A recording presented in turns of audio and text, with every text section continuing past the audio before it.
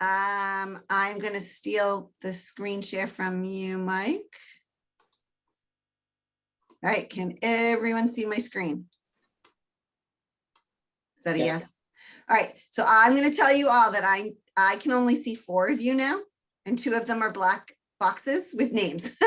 So I need everybody to, unmute if I ask a question and interact as much as possible. Otherwise, I'll feel like I'm just talking to my screen. Can everyone do that for me? No problem. Awesome. Yep. Sure, no problem. Awesome. You guys are the best. All right, let's get going. So, have you seen this screen? Pretty much every day, right? So what do successful agents do every day? They need to grow their business and run their business. Today, as you can see is highlighted, we are going to be talking about buyer presentations well, today we're talking about buyer presentations. So I want you to think about why is it important to get a buyer representation agreement signed when working with a buyer?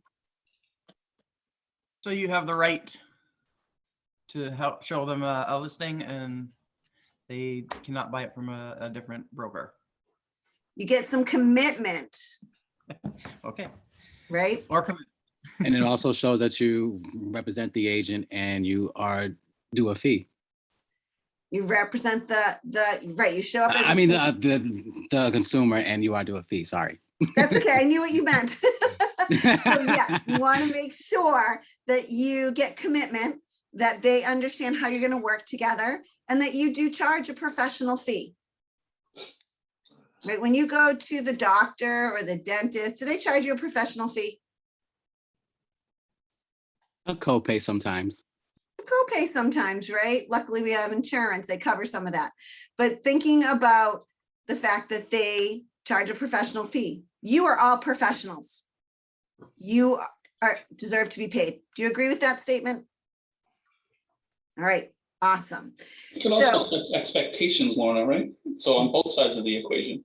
So as an agent, I expect that they're going to communicate with me when, they have, their needs for their home and what their goals are.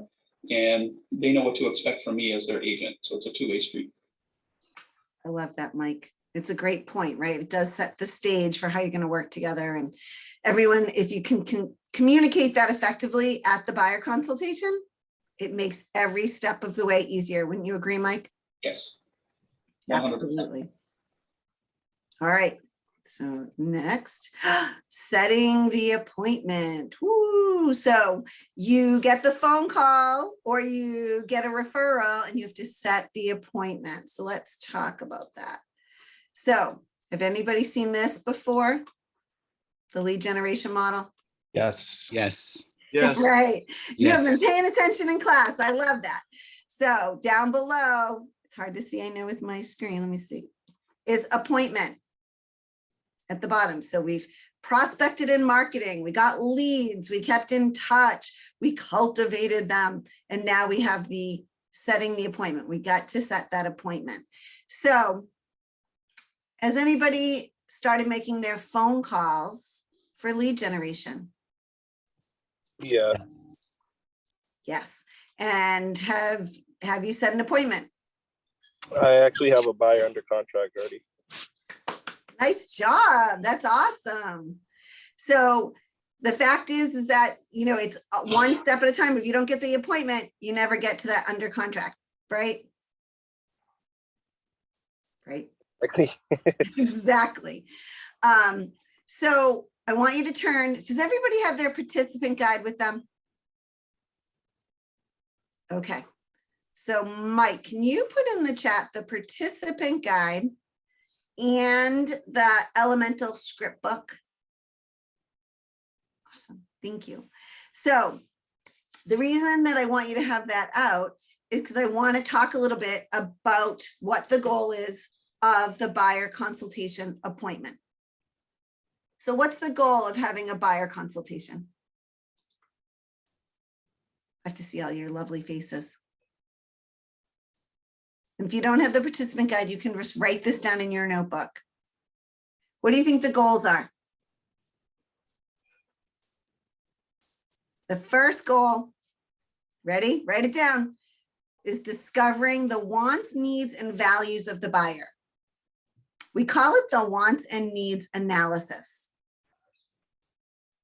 Right? You want to really dig deep to find out what it is they're looking for and why. Why is that important to them? The second goal of this appointment is to deliver your value proposition and set expectations, like Mike was saying, on how you're going to work with the buyer to find their dream home.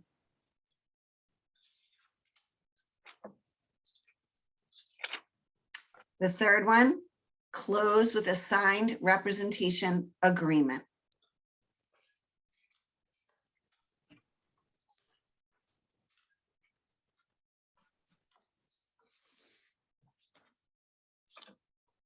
Okay, everybody get those written down?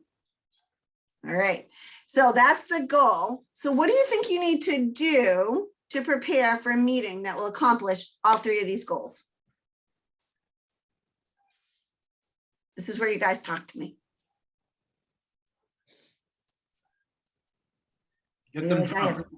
Go ahead, what'd you say, Steve? Get them drunk. Just kidding, I'm kidding, just kidding. Do not do that, but it's a good conversation. So thinking about getting ready, what do you need to do? You need to get your buyer consultation prepared, which we're going to go over today. Has anybody looked at the in designs at the buyer consultation yet? Yeah, I see a couple yeses. That's awesome. So we're going to dig deep into that today. You want to have a notebook with you, right? Because you want to be able to take notes when you're asking questions. Because who's this buyer consultation all about? Them. The buyer. The buyer, them, that's right, exactly. So you want to make sure that you're taking really good notes and getting permission to do so, because as much as you think you're going to remember every single thing they said, trust me, you are not. So especially when you start working with more than one or two buyers, starts to get, wait a minute, is that person looking for this? If you have notes, you can remember. All right, the other thing that you really want to do is practice your scripts, right? You want to be able to know kind of the flow of this buyer consultation. So after today, write this down. You guys are going to practice with each other by script practicing the buyer consultation. Find your best friend and see if they'll let you practice on them. Practice on your partner, practice on your kids, practice on your parents. You want to practice this. That way, when you're actually sitting across from a buyer, you're still going to be nervous on your first time or second or third. Just know that. But the fact is, you're going to feel more confident because you already know what you're going to say, right? You've had the practice. All right. So do you remember what we talked about with A, B, and C buyers? Have you talked about that at all? Yes. Right. So an A buyer, they're able, ready, and willing to purchase a new home. And they are going to be under contract quickly. Did you go over the buyer lead sheet in another class?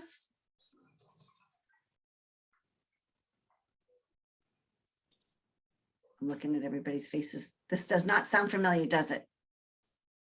Okay, we will go over that today. But the buyer lead sheet really helps give you information to help you practice with buyers, right? So it helps you get the information you need so that way you can move forward. So, and I believe that is in your toolkit. And I put it in the chat. And you put it in the, oh, Mike, you're the best. Thank you so much. All right, so we are gonna pull, I want everyone to click on that buyer lead sheet. So you We did practice this before. You did, awesome. So what's the purpose of that buyer lead sheet?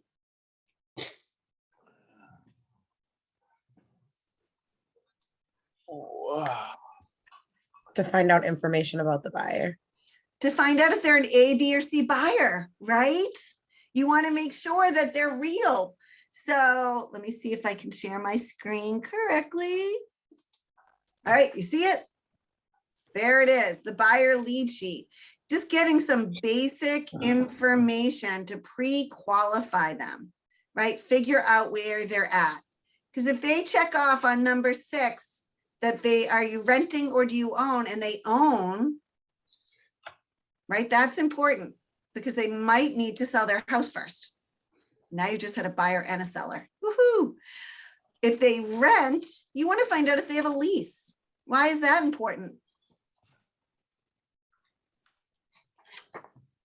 It will don't tell have to you, break it. give you a time frame for when they're gonna be buying. That's right. Gives you a time frame. When are they going to be buying? How motivated are they? Well, my lease is up in December. Right? It's not a bad thing. You still want to hold on and nurture them, but are they ready to buy today or in the next few weeks? No. But always remember too, when they have a lease, you got to back it out a little bit, right? Because it takes about 45 to 60 days to get through a closing, right? From the moment you make an offer forward. So they need to find a house by when, if they want to close it in end of December. I saw somebody say it. By when the lease ends, they need to someplace to move to. That's right. But so when do they have to have an accepted offer on a property? October. By October. That's right, by the end of October. That way they can close on their property and move in. And depending on the person, it's really nice if you can have a couple weeks in that time frame to move, especially near the holidays. But so thinking about like, oh, well, we could close on our house December 15th and we could have 2 weeks to not be rushing. Right? So it's always important to know the end date. So are you going to be paying cash or are you getting a mortgage? Woohoo, cash is a great answer, but mortgage is okay too, right? But then the next question is pre-approved by a lender. Who has lender partners that they already have a list of?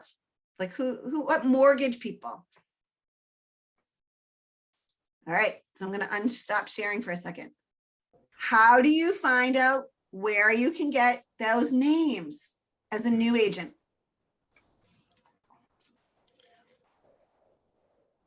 From your broker? From people, right, from your broker, from people in your office. We are Keller Williams. We are all about sharing. Put it on your Facebook page today. Send an email out. I am looking for your favorite mortgage people. And don't forget, we have the secret sauce because we have Keller Mortgage. I love my Keller Mortgage rep. So making sure you have at least 3 mortgage people, because if they say, no, I'm not pre-approved, or, oh, I won't name any banks, but if they went someplace that maybe has a reputation of not performing, then maybe you can say, oh, that's awesome. You're all pre-approved, how long ago, all of those things, but also knowing that you have opportunity to share your trusted vendor partners, right? So that's super important to be ready to go. All right, I'm going back to 4 of you again. So asking what price, if they've been pre-approved, that they're comfortable with. Just because somebody's pre-approved for $1 million, does that mean they want to spend $1 million? No, right? So I'm not going to go through each of these questions, but you can see how this gives you a really great overview of what where the buyer's head is at. And then that helps you determine if they're an A, B, or C buyer, right? So make sure you save that That's as part of your, so you're here. You haven't left yet. Mike, can you mute?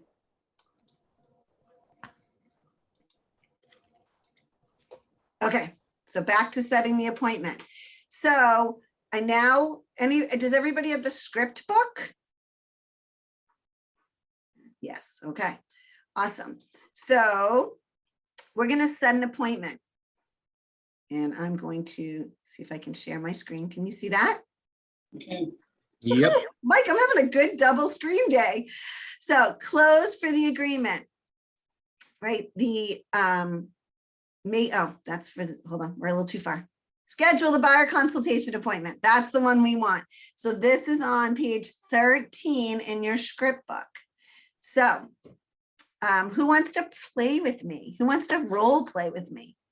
You can be the buyer and I'll be the agent. You don't even have to be the agent. I promise to be nice. Come on, you guys got to make these calls eventually. So you got to practice now. I'll get you, Lauren. Awesome. Thanks, Wayne. So you're going to just call me on 123 Maple Street. Okay. Can you see that? Do you need me to make it bigger? Yeah, I don't have the script myself. Okay, go ahead. You can see it on the screen. I You can. actually don't have to say much. I follow the script. But you're just going to call me and ask about the property on Maple Street. So ring, ring, call me. Ring, ring. Hello, this is Lorna Helms from Keller Williams. Hi, Lorna. How you doing today? I'm great. How are you? Okay. I'm sorry. Am I the buyer? You're the buyer. You're calling Okay. about 123 Maple Street. Okay. So go ahead. Ask me about 123 Maple Street. So you want me to go with this? Okay. The property at 123 Maple Street is listed at 249,000. Nope, you're going to ask me about it. That's what I was asking you Yeah, about. you're asking me like, hey, I saw the property at 123 I'm Maple not- Street. I saw the sign. Okay. I got confused. Sorry. That's okay. We'll start again. Ready? Reset. Okay. Go ahead. You're calling me. So ring, ring. Hello. So it's, I'm sorry. I'm totally blowing this. I'm introducing myself or I'm calling you? You're calling saying, hey, I just drove by the sign at 123 Okay. Maple Street. I Sorry. should have done a better job of explaining. There you go, Wayne. You Okay. ready? Okay. So I'm calling you. Ring, ring. Hello, this is Lorna. Hi. Hi, this is Wayne. I was just driving the neighborhood and I saw the property for sale at 123 Maple Street. Yes, that is a great property. Hi, Wayne. What's your last name? Brown. Awesome. Nice to meet you, Wayne Brown. I'm Lorna Helms. The property at 123 Maple Street is listed at 249. Let's schedule an appointment to see if 123 Maple Street is the perfect home for you. Have you been looking for a while? I just started the past month or so. Awesome. Well, I would love to take you over there. We could meet at at my office. Would today at 4 p.m. or Saturday at 10 a.m. be better? Probably Saturday at 10. Saturday at 10, great. Let's meet in my office. It's at 200 Baker Ave in Concord. And while we're there, we can review other properties on the multiple listing service that you might be interested in. So if Maple Street isn't the right one for you, will that work for you? That sounds great. Awesome. Thanks, Wayne. Okay. So again, just leading down. So let's talk about buyer referral willing to talk to you. So let's see. I'm going to be calling the buyer referral. So I believe that's how this is going to go. So who wants to be the referral that was given to me?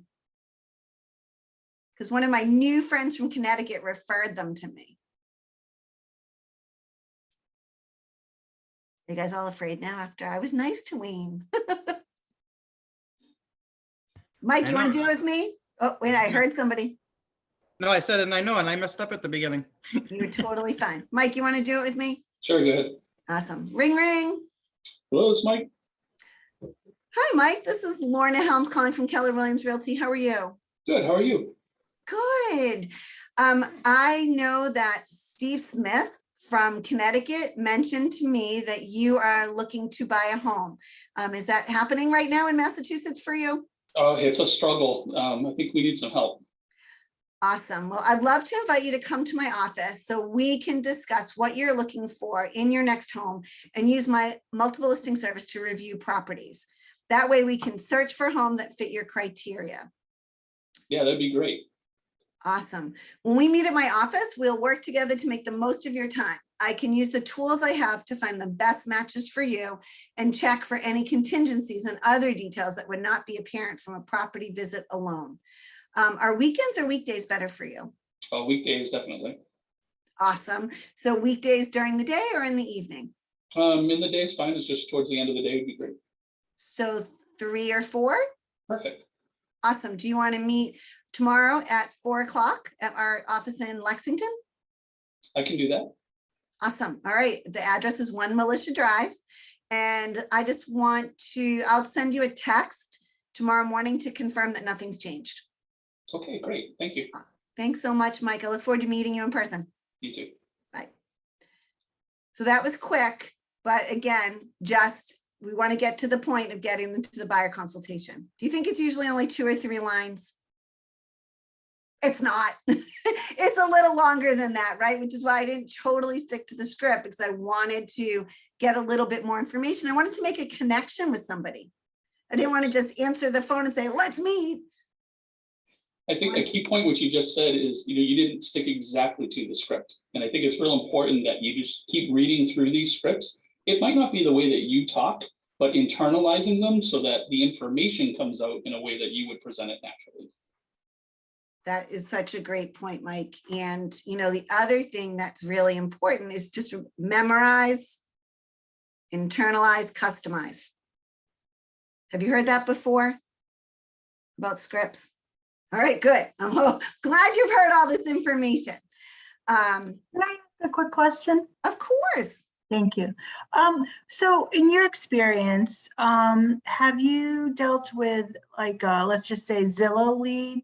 I'm a Zillow Premier agent on my team, and I get these calls from Zillow, and if you're not ready right then and there, they just move on to another agent, and it's basically, in my opinion, like instant gratification. They just want to get out, see the house, and don't want to come to an office and sit down and all that happy stuff. So what's the best way to handle that? Because it's kind of been challenging for me.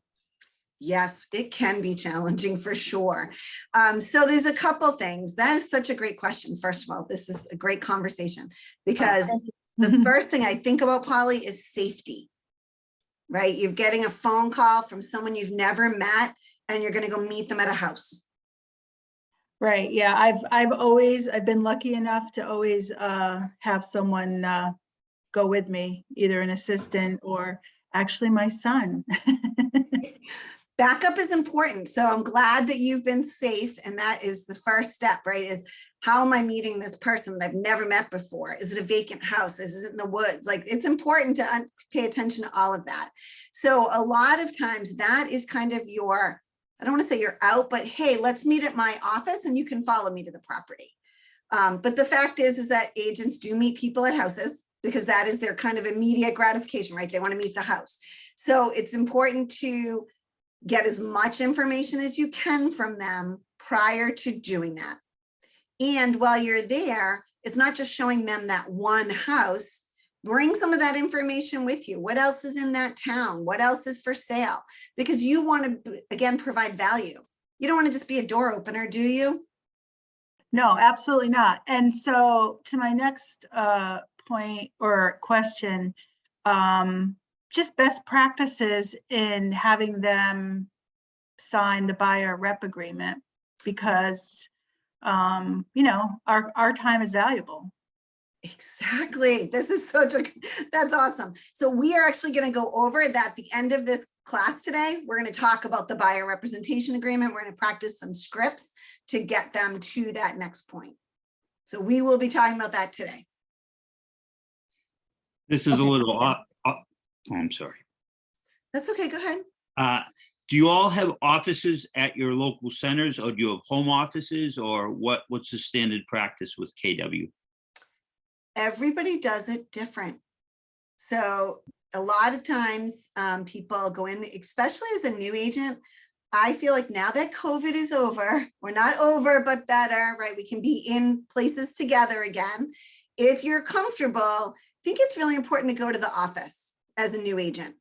And the reason is this: there's energy there, right? Every office is different.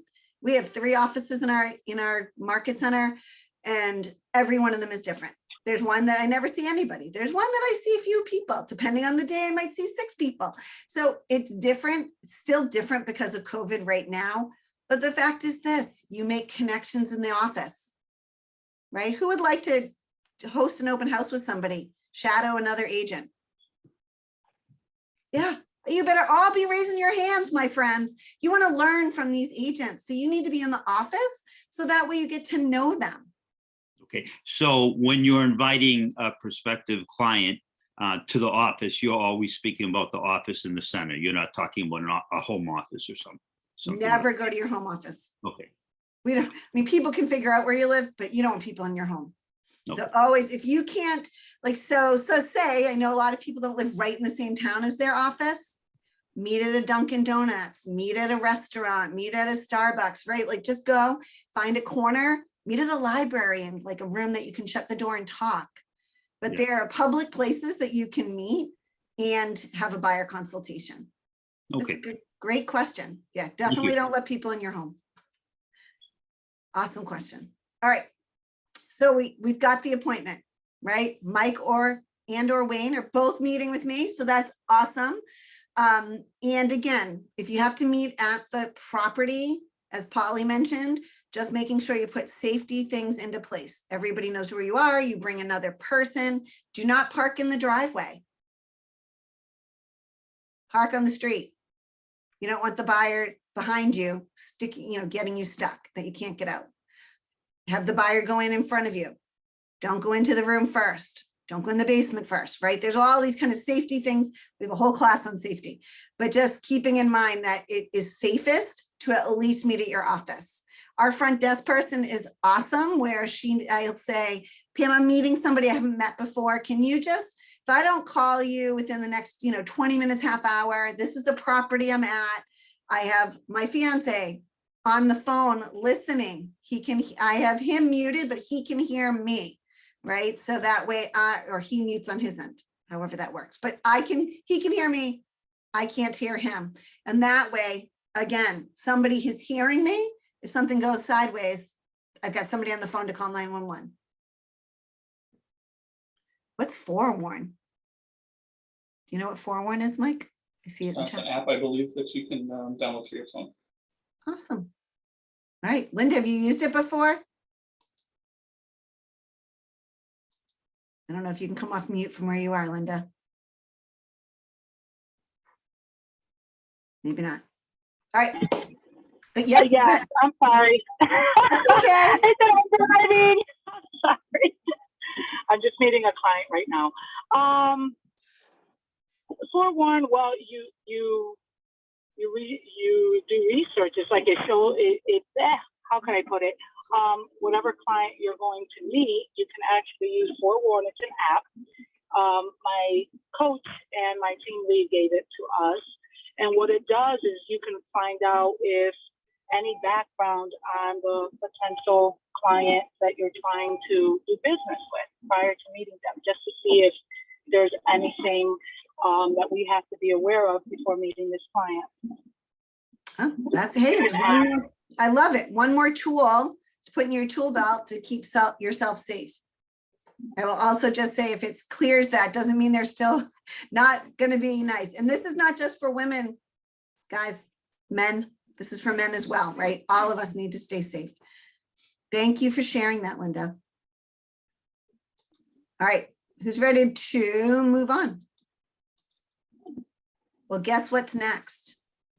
I know nobody loves this, but before we get to the preparation of the buyer consultation, we are going to do scripts. Woohoo! So I want you to take out that script that I just talked about on page 13, those two scripts. So you can just share it, have a tab open on your computer, but I want you to have those ready to go. And you guys are going to do some script practice together. It is literally going to be 5 minutes. So you have to, one person's going to be the agent, one person's going to be the buyer, and you're going to switch. Have you guys script practiced before? So you know how to do this when I break out rooms? All right. Yes. I love coming this far into the Ignite. You already have done all of this stuff together. All right, so I'm going to do breakout rooms. There's probably going to be more than 2 people in a room, mostly because I don't know the people who cannot talk. I want to make sure we've got people who can. So when you get in the breakout room, please interact. Let's see, I'm going to do 10 rooms. Hopefully that will work. And we'll see how it goes. You guys have 5 minutes. Who's got the script up on their screen ready to go? Setting the appointment for that buyer consultation. You guys ready? Rocking it. All right, love it. Thank you for the interaction. Go to your rooms.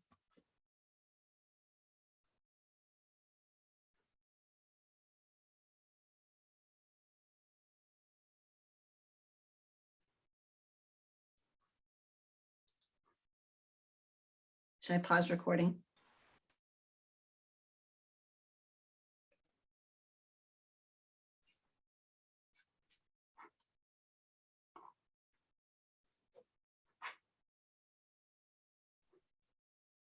Everyone's coming back. Yay!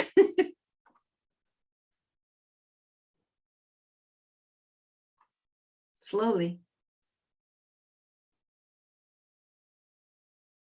How'd it go, Wayne? Oh, you're muted. Yeah, I just unmuted. I talked to Juliet. We did good. Awesome.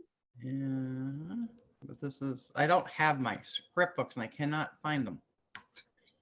And then I keep trying to print it out, but then I keep losing it on the screen. If you just put in, click on that one from the chat, it will just pop up as a new tab. Yeah, but then I keep losing it. Remember yesterday when we were doing, or the day before we were doing that, and then my top line was covering everything? Yeah, it takes some practice to find how to, all of those tabs when you have them open. Yeah, the computer stuff. Computer stuff is taking me a while to get used to. Yeah, it does take some time. How did it go, everybody? I would love to hear 2 ahas. Aha. Haha. Aha. So tell me, what did you learn in this script practice? It just went well. You have to improvise a little bit if they ask questions or have an objection. So you have to improvise and try to get that meeting.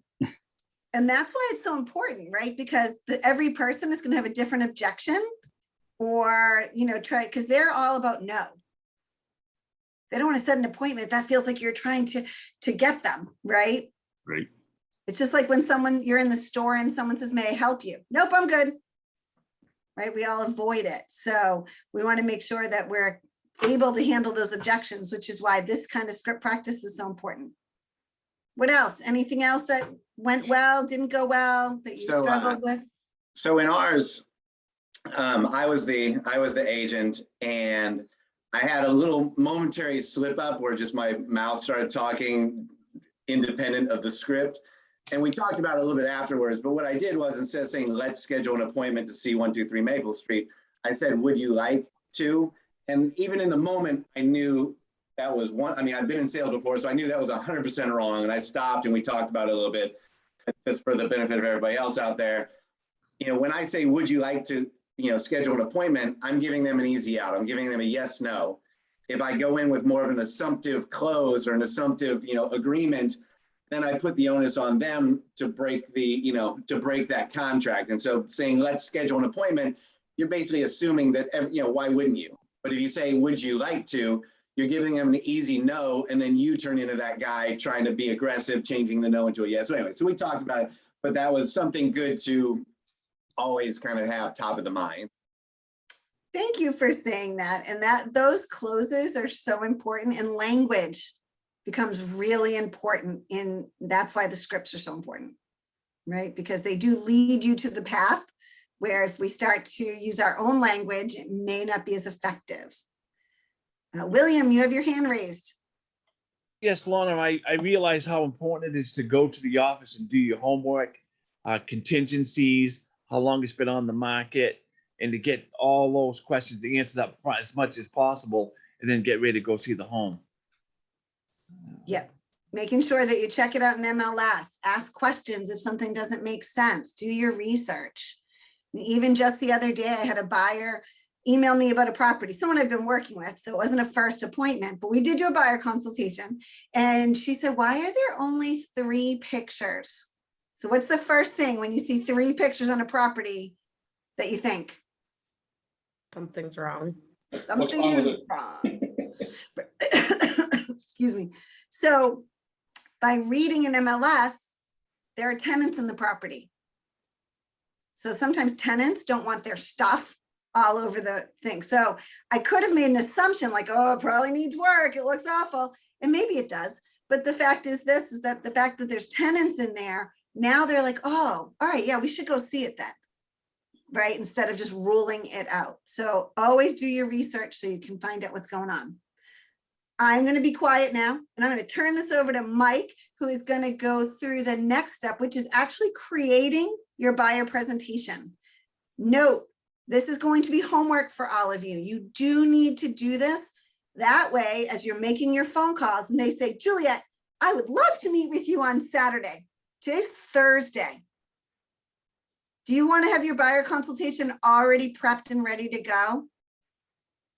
That's right, you do. So make sure you have it ready. So this is really important. That way you can just grab and go.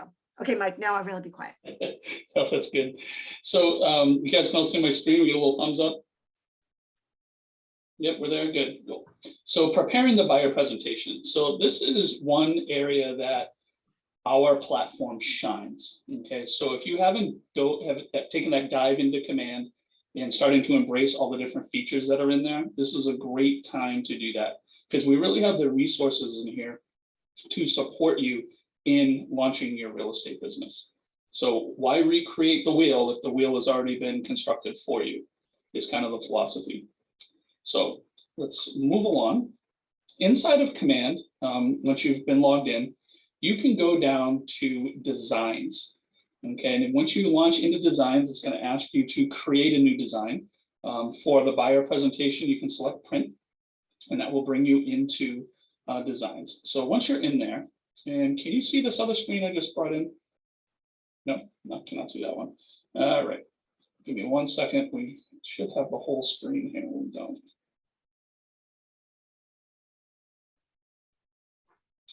All right, might just be the computer that I'm working with. We'll kind of go back and forth. Okay, how about now? We got that one. Has a whole bunch of different guides here up the top. Cool. Yes. So once you're into designs, you can come in and you can select what type of format that you want for creating your buyer guide. So the one that we're going to show in the presentation, as we go through the different slides, is going to be this one here that has the dark background with some things. But if that's not your style and you want to pick something else that kind of sings to you, you can. So basically you come in, you click use on one of these, and you're able to, when technology works, right, Lorna? Even the tech guy has some problems every once in a while. This is for first-time homeowners? Yeah, this could be the first-time homeowners or just doing the buyer consultation. So this is all within that scope. So there's a whole bunch of different tools that you can use. Once you do open one of these up, there is some customization that you're going to want to do to it, because it does default to just having a generic logo and a generic team or personal agent logo. So there are things that you want to go in and change those. If you need help with customizing any of these, definitely reach out to your Market Center technology trainer, to your productivity coach, to your mentors. They'll be more than happy to help you customize it and get something that you can work with. Heading back to the presentation, I'm also going to throw in the chat. If you do want some step-by-step instruction, we're not going to get into that here today, but in the chat is the article on how to do that. So there's a little video, there's some step-by-step instructions. So definitely, open up that tab in a new tab, make sure you bookmark it for later use, and it will take you through all of those. Can I stop for a quick second? Go right ahead. Just because I know we had some technical difficulties with pulling things out of the chat. Is there any way for you just to show exactly how, I don't know if you can even do this, but how do you bookmark things? Like if somebody wants to download it later, like I always have a million tabs open and I'm kind of used to it, but does everybody know, I guess that's the question is, do you know how to like grab it out of the chat and then bookmark it for later? That is a great question. If you don't, okay, so here we have, you can go to any website that you might have, Okay, so maybe it is the one on how to create the buyer presentation. This is the link that I put in the chat. Okay, when you're here on your browser, and I'm using Chrome, you always want to be in Google Chrome for any of the Keller Williams platform components. It runs natively in Chrome. So once you do that, you just have to hit this little star that's up here on the URL line. And when you do that, it's going to say, okay, let's name it. And where do you want to put it? So you can do a whole bunch of different folders up here like I do at the top, or you can just leave it generic or choose a new folder. And once you do that, now you have a bookmark that you can go through and back and reference. So you can see I have a whole bunch of them up here. So. What was that? I said I love bookmark because I can always, I always push on the little 3 buttons next to my picture at the top, and then I look and see like, oh, I'm looking for a recipe. Of course, I'm not organized like you, Mike. So I have to go through the whole list of everything I bookmarked, but then I can find what I'm looking for. No, and that's what's great about all these different folders that you can create up here, and you can move them around if you want them in a different spot. But I have things for the region that I could audit, that I could go right to. So if I need to go to answers.kw.com, which is what I'm on, I don't have to type it out every time. I know that I can just click the quick link, and that's going to bring me right to that page, which is cool. Awesome. But great question. Thanks, Mike. I love giving extra non-KW nuggets. That's always good. Excellent. Okay, so back to the presentation. Cool. So once you're inside of Command and you go and you create your template that you're working on, you can actually go through when you definitely read the content that's in there. Okay, because what this is going to do is it's going to set you up with your blueprint for the questions that you're going to ask and how you're going to develop your relationship with this new buyer client. So you'll have a table of contents for each of these different sections. And then their dream home. Okay, so where does the conversation start? This is actually one of the pages in the presentation. Okay, so this is your cue to go in and start asking questions, because that's the only way that we're going to get down to the nitty-gritty of what your client wants, right, is through those questions. So, visualizing their dreams, it's like, what's the one thing that has to happen to make that dream scenario a reality? That is a powerful question. Okay, it's a deep thought question. So you want to be able to be prepared for that and to have this nice guide to go through that and guide that conversation. See, we have something in the chat. That's Lorna. Thank you. Lorna, if you could just keep an eye on the chat to back and forth, that'd be awesome. Cool. I will. Great. So as you go through the conversations in the different pages, you're going to build up a profile for your client. Okay, so this is in combination with the buyer lead sheet. This might be flip that over. And what are we actually looking for this client? So you have to be able to establish those standards of how you're going to communicate with them. So how many people here have clients that only want to have text message communication? That's happened a lot lately for me, right? And I really think it has to do with demographics, and it's generational for the most part. You're more, and I keep saying millennials, but millennials are kind of like the mainstay now. The millennials are in their 30s now. So this is that Generation Z that is really more driven, I think, to making a home purchase at an early age. And it's all text communication with these folks. It's quick, they want information instantaneously, and they want to be able to get a hold of you quickly. So set that expectation. So if it is text, make sure that you're communicating with them with text. If it's email, same thing, or a phone call. Be flexible, I guess, is the main term for that. And also like times of day on this, right? So when I was coaching, one of the first things I would tell people is, how do you like to be communicated with? I would ask them, but then I would say, great, I go to bed at 9. I'm old. Did I mention that yet? And I am up by 5 though. So please don't text me after 9 o'clock, email me and I'll respond to you. I do that same thing with my buyers and sellers, right? If you need anything, please email me after 9 o'clock and I will get back to you in the morning. Yeah. And same caveat, I mean, every once in a while you'll have an emergency that might pop up with a transaction. It always happens. There's always something that goes sideways at some point during the transaction. Set that expectation. Say, you know what, I am more than happy to interact with you regularly during my business hours. These are my business hours. If there is something that is awry that you need to get a hold of me, please do text me. Please do reach out and call.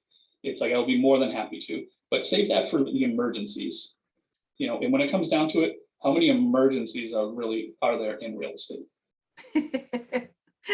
Not too many. It might seem like that it's that way for them, because obviously it's a big purchase. It's emotional. There's money involved. There's a lot of money involved, especially nowadays. So anxiety can be a little high, but just set that expectation so that everybody's on the same page, which is great. And you know, when they're doing their home search, also set the expectation of how soon do they want to get notified of new properties. Now, this market is crazy that we're in right now. And if you're not communicating instantaneously with your clients on what's hitting the market, that property is going to be gone within a couple of days, sometimes even with a couple of hours, depending on the type of property. So setting up that expectation of, hey, I'm going to set you up on a drip campaign, whether it's through MLS or if it's through Command, because we do have some ways of doing that inside of Command for safe searches. But make sure that they understand how they're getting notified. So they're going to probably get an email. Most systems are email for that because they're very graphic forward as far as pictures of the home and things like that. So clicking on those types of links, it's where do you want that email to go? And what is your expectation of your client once they receive that information? So I know that when I send out any information about a new property, I want to know right away if this is something that they're interested in, because we need to act fast and we need to have that plan in place on how to do that. So it's not only sending the expectation of them receiving the property information, but it's how are we going to act upon that when we find the one. So how are you available during the week for me to take you to see these properties? You know, can you take some time off from work to do that? Are you working at home remotely? Is that something that's easier for you to do? What's that window? You know, are you available between 4 and 6 during the week to go see a property? So we're going to see it when there's still some daylight.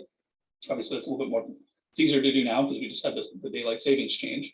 But you know, you don't want to be taking your buyers to see properties when it's pitch black out. They're going to need the follow-up to see it when there's light. And just, you know, keep the pace of the market in your head when you're dealing with that. Any questions with that? No? That is a great point. Thank you for saying that, because it's so true, especially right now. Yeah, and a little background, I know we didn't address this at the beginning, but I'm not only the market center technology trainer in our market centers, but I am also a full-time agent. So I do have clients. I know exactly what you guys are going through on a day-to-day basis. So don't let the title fool you. So this is the way. Yeah. All right. So what's the wish list for their home? Right. So this is another page that you need to be able to go in and go in deep with. So they might have an extensive wish list. And, you know, most clients that, you know, especially the younger ones, they're like, oh yeah, we want 3 bedrooms, 2 baths. We want a 2-car garage. We'd like a pool. We want a big yard with a fence because we're going to get a dog. And they'll spit this stuff out to you at a rapid pace. They might as well be spraying you with a fire hose with all of their wish list. However, the market might be a little bit different than what their wish list is. So let's definitely have that conversation as far as what's a negotiable. You know, do you really need the 3 bedrooms, or would it just have been nice to have the 3 bedrooms? I'll keep that at the top of the priority list, but if we have a 2-bedroom that meets a lot of your wish list, is that something that we should act on? You know, what are the non-negotiables? So, you know, maybe you need to have that first floor master bedroom. Maybe you're dealing with an older client that's downsizing and just they're looking for a smaller place. They don't want a lot of stairs. So something like that is, you know, something that's not negotiable for them. So, you know, have that conversation as well. You know, what are your top 5? You know, if we can hit any one of those top 5, or that the whole top 5 is the goal, then, you know, let's do that and set that expectation, you know, for those features. Anything in any home can be changed. It just takes the capital to do that and the time. So, you know, if you have a house that's perfect, but it just doesn't have that second bathroom that they really need, well, is there a spot in the house that it's practical to put in a bathroom? Well, maybe we do that at some point in the future, where we factor that in when, you know, we're buying the home. So we're reserving some cash to do that. You know, we're putting down less of a down payment, we're financing more. Rates are still really low. Just have that creative thought in the back of your head and being able to have that conversation with your lenders, you know, to have that expectation. Look, they love this house. This is how much they want to do. This is what they also, you know, are trying to do after the fact. So they can get creative as well. So it's important for that. Right. Any questions with the home wish list? Now, has anybody run into some situations, even early on now, where the wish list is just unobtainable? And you know it. Yeah. So, how have you negotiated those conversations? Anyone? I'll jump in if nobody wants to. So for me, I let them self-discover, right? As we've gone through the wish list and I'm asking questions and why is that important? I pull up the MLS, right? So you've told me you want to be in towns A, B, and C. Let's see what's on the market. Right now it's real, there's nothing. So it makes it super easy to have the conversation, but knowing what towns would work around them, right? So if they, if you're in Massachusetts, this might make sense, but if they're looking at Acton, Concord, and I don't know, Boxborough, and we find that nothing is in their price range, then I start looking outside of that. What's west? What's south? What, where else could we find a little flex that are similar towns that would give them the home that they want? No, that's a great point. And another real world example, last spring, I had a downsizing buyer. They were looking for their home based upon their purchase price and their commute. So they were very specific about being within a certain distance of where they worked. So one person worked from home, so it really didn't matter for them, but the other person, they just wanted to make sure that they had a solid commute for this time frame. So our search, if you're familiar with Massachusetts, was basically in Wilmington, Tewksbury, Billerica, based on price point and the type of home that they were looking for. We just couldn't find anything. The competition was over the top. We were getting beat out on $100,000 over ask, type homes, and we just had to stop and reset. So what we did, like Lorna said, is find another direction. So we actually wound up finding them a fantastic home that met every single criteria that they were looking for in Weymouth. It didn't matter geographically what town they were in, it mattered on that commute for that one individual. So just keeping that flexibility in there and knowing that you might have to swing. Now, that wasn't great for me because I had to drive to Weymouth several times, which is a little bit out of my range, but that's okay. That's what you do for your clients. And they were a great couple. So. Does anybody have any questions before we jump past the wish list? Really, this is like one of the most important, all of the pages are important, but the wish list, how they want to be communicated with and their needs, right? Like talking about their needs come first. But this wish list is really the crux of this conversation, right? And so these are just some of the questions that you're going to ask, but there's a lot more to ask, right? And remember that one of these, you always want to go 3 deep. Have you guys heard 3 deep already in terms of asking questions? No, 3 deep. 3 deep. Have you heard that, Wayne? I don't think so. Maybe.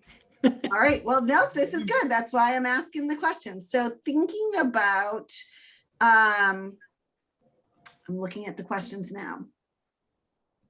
Let's talk about non-negotiable items. Right. So give me some examples that you think somebody would have of a non-negotiable item. Washing machine and dryer. Wash machine and dryer. Yep. William, you have. My client's looking for a specific vent for their stove.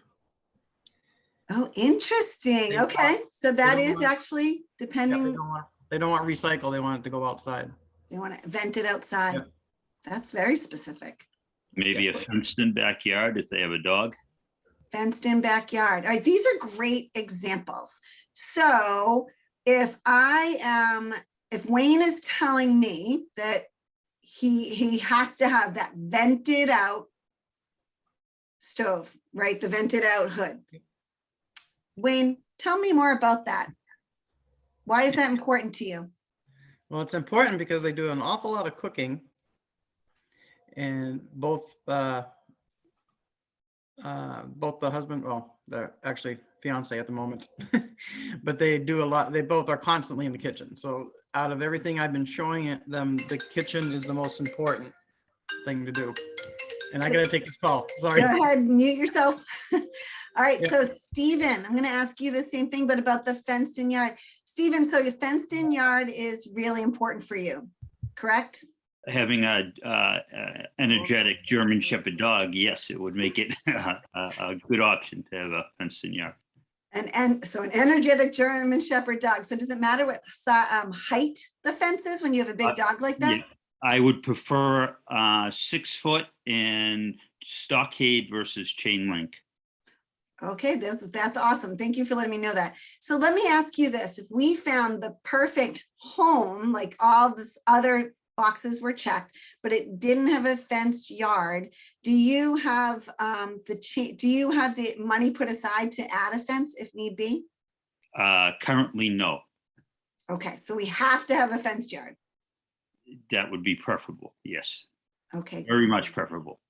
all right. So again, I'm not going to go too far into this, but does that make sense of what the 3 deep means? Yes, right. Right? It's just, there's always an underlying thing. Yeah. And he may have said, yeah, actually our parents have said they'd put up a fence if we found the perfect home. Awesome, right? That just opened up my pool of what's available for Stephen to see. So 3 deep with each questions. Continue on, Mike, sorry. No, that's great. So, really having that deeper understanding, a deeper connection that you have with your buyers, in the long run, it just will make things just so much easier. And they're really going to be happy at the end. And that's what we really want. We want that customer satisfaction piece, so that we really want them to be happy at the end of their transaction. So that's cool. Great. All right, neighborhoods. So this is where you get to demonstrate your expertise. Okay, so when you're working with clients, you want to be able to leverage all the information that you can. What we can do inside of Command, which is great, is we have these neighborhood insights or snapshots. So inside of designs, we can actually bring in those neighborhoods from different areas. When you set somebody up for like a home snap, type of thing, or neighborhood snap, you can do it by neighborhood, or you can do it by zip code.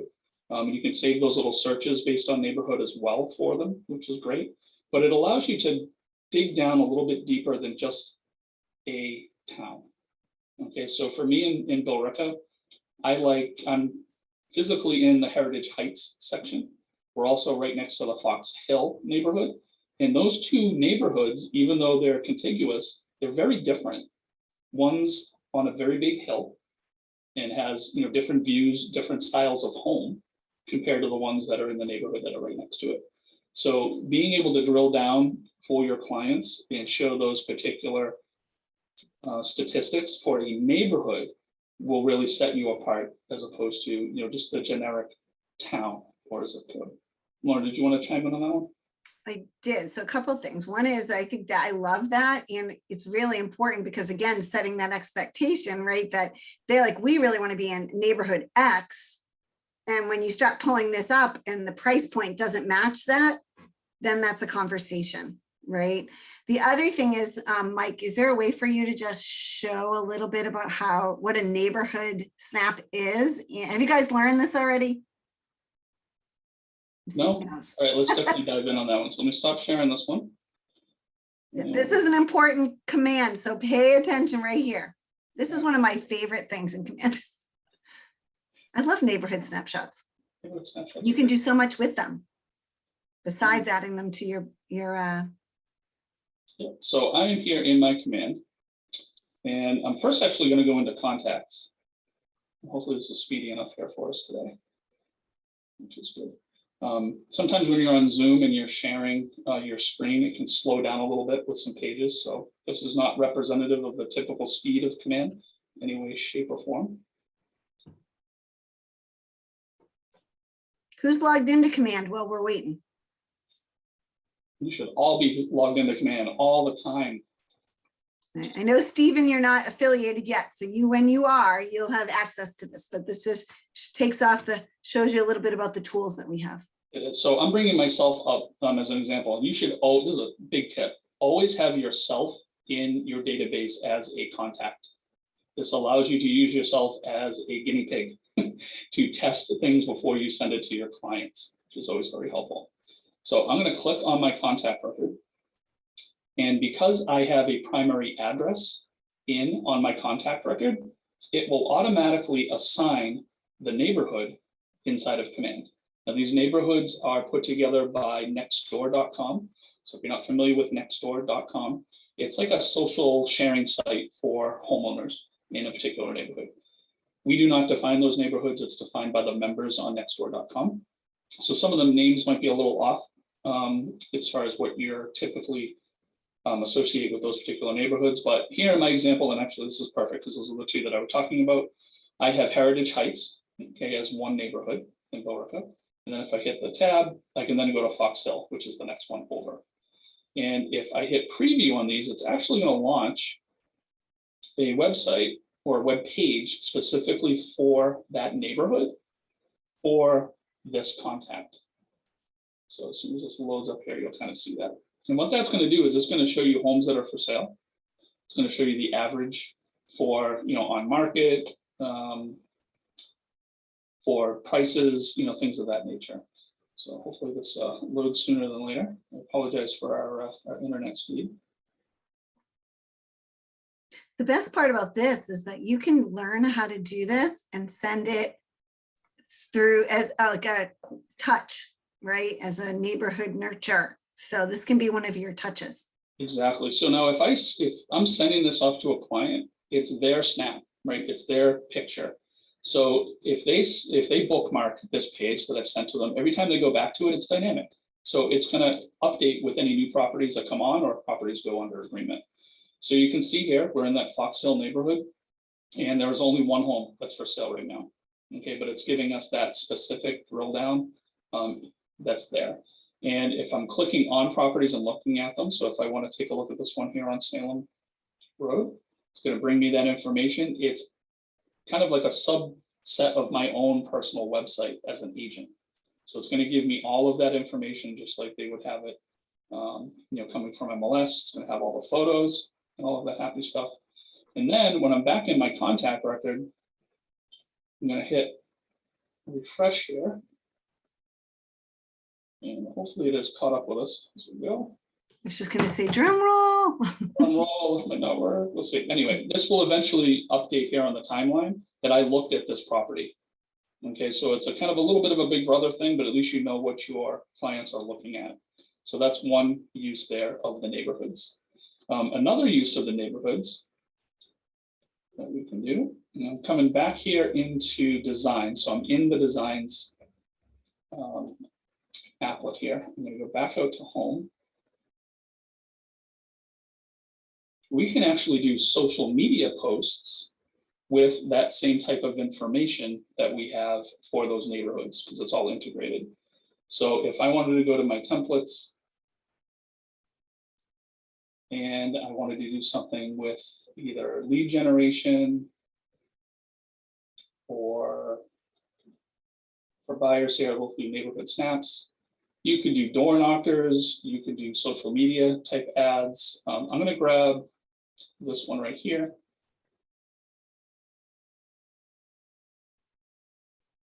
And I can actually click on this one segment. Now this is just the market stats for this particular area, right? I can go over here to KWLS for snapshots and I could put in the neighborhood name.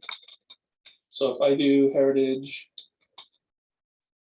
Heights, or actually that was Fox Hill, I think, right? Yep. Fox Hill, let's see if this comes back with Fox Hill. Fox Hill, Burlington, let's do a zip code. Result,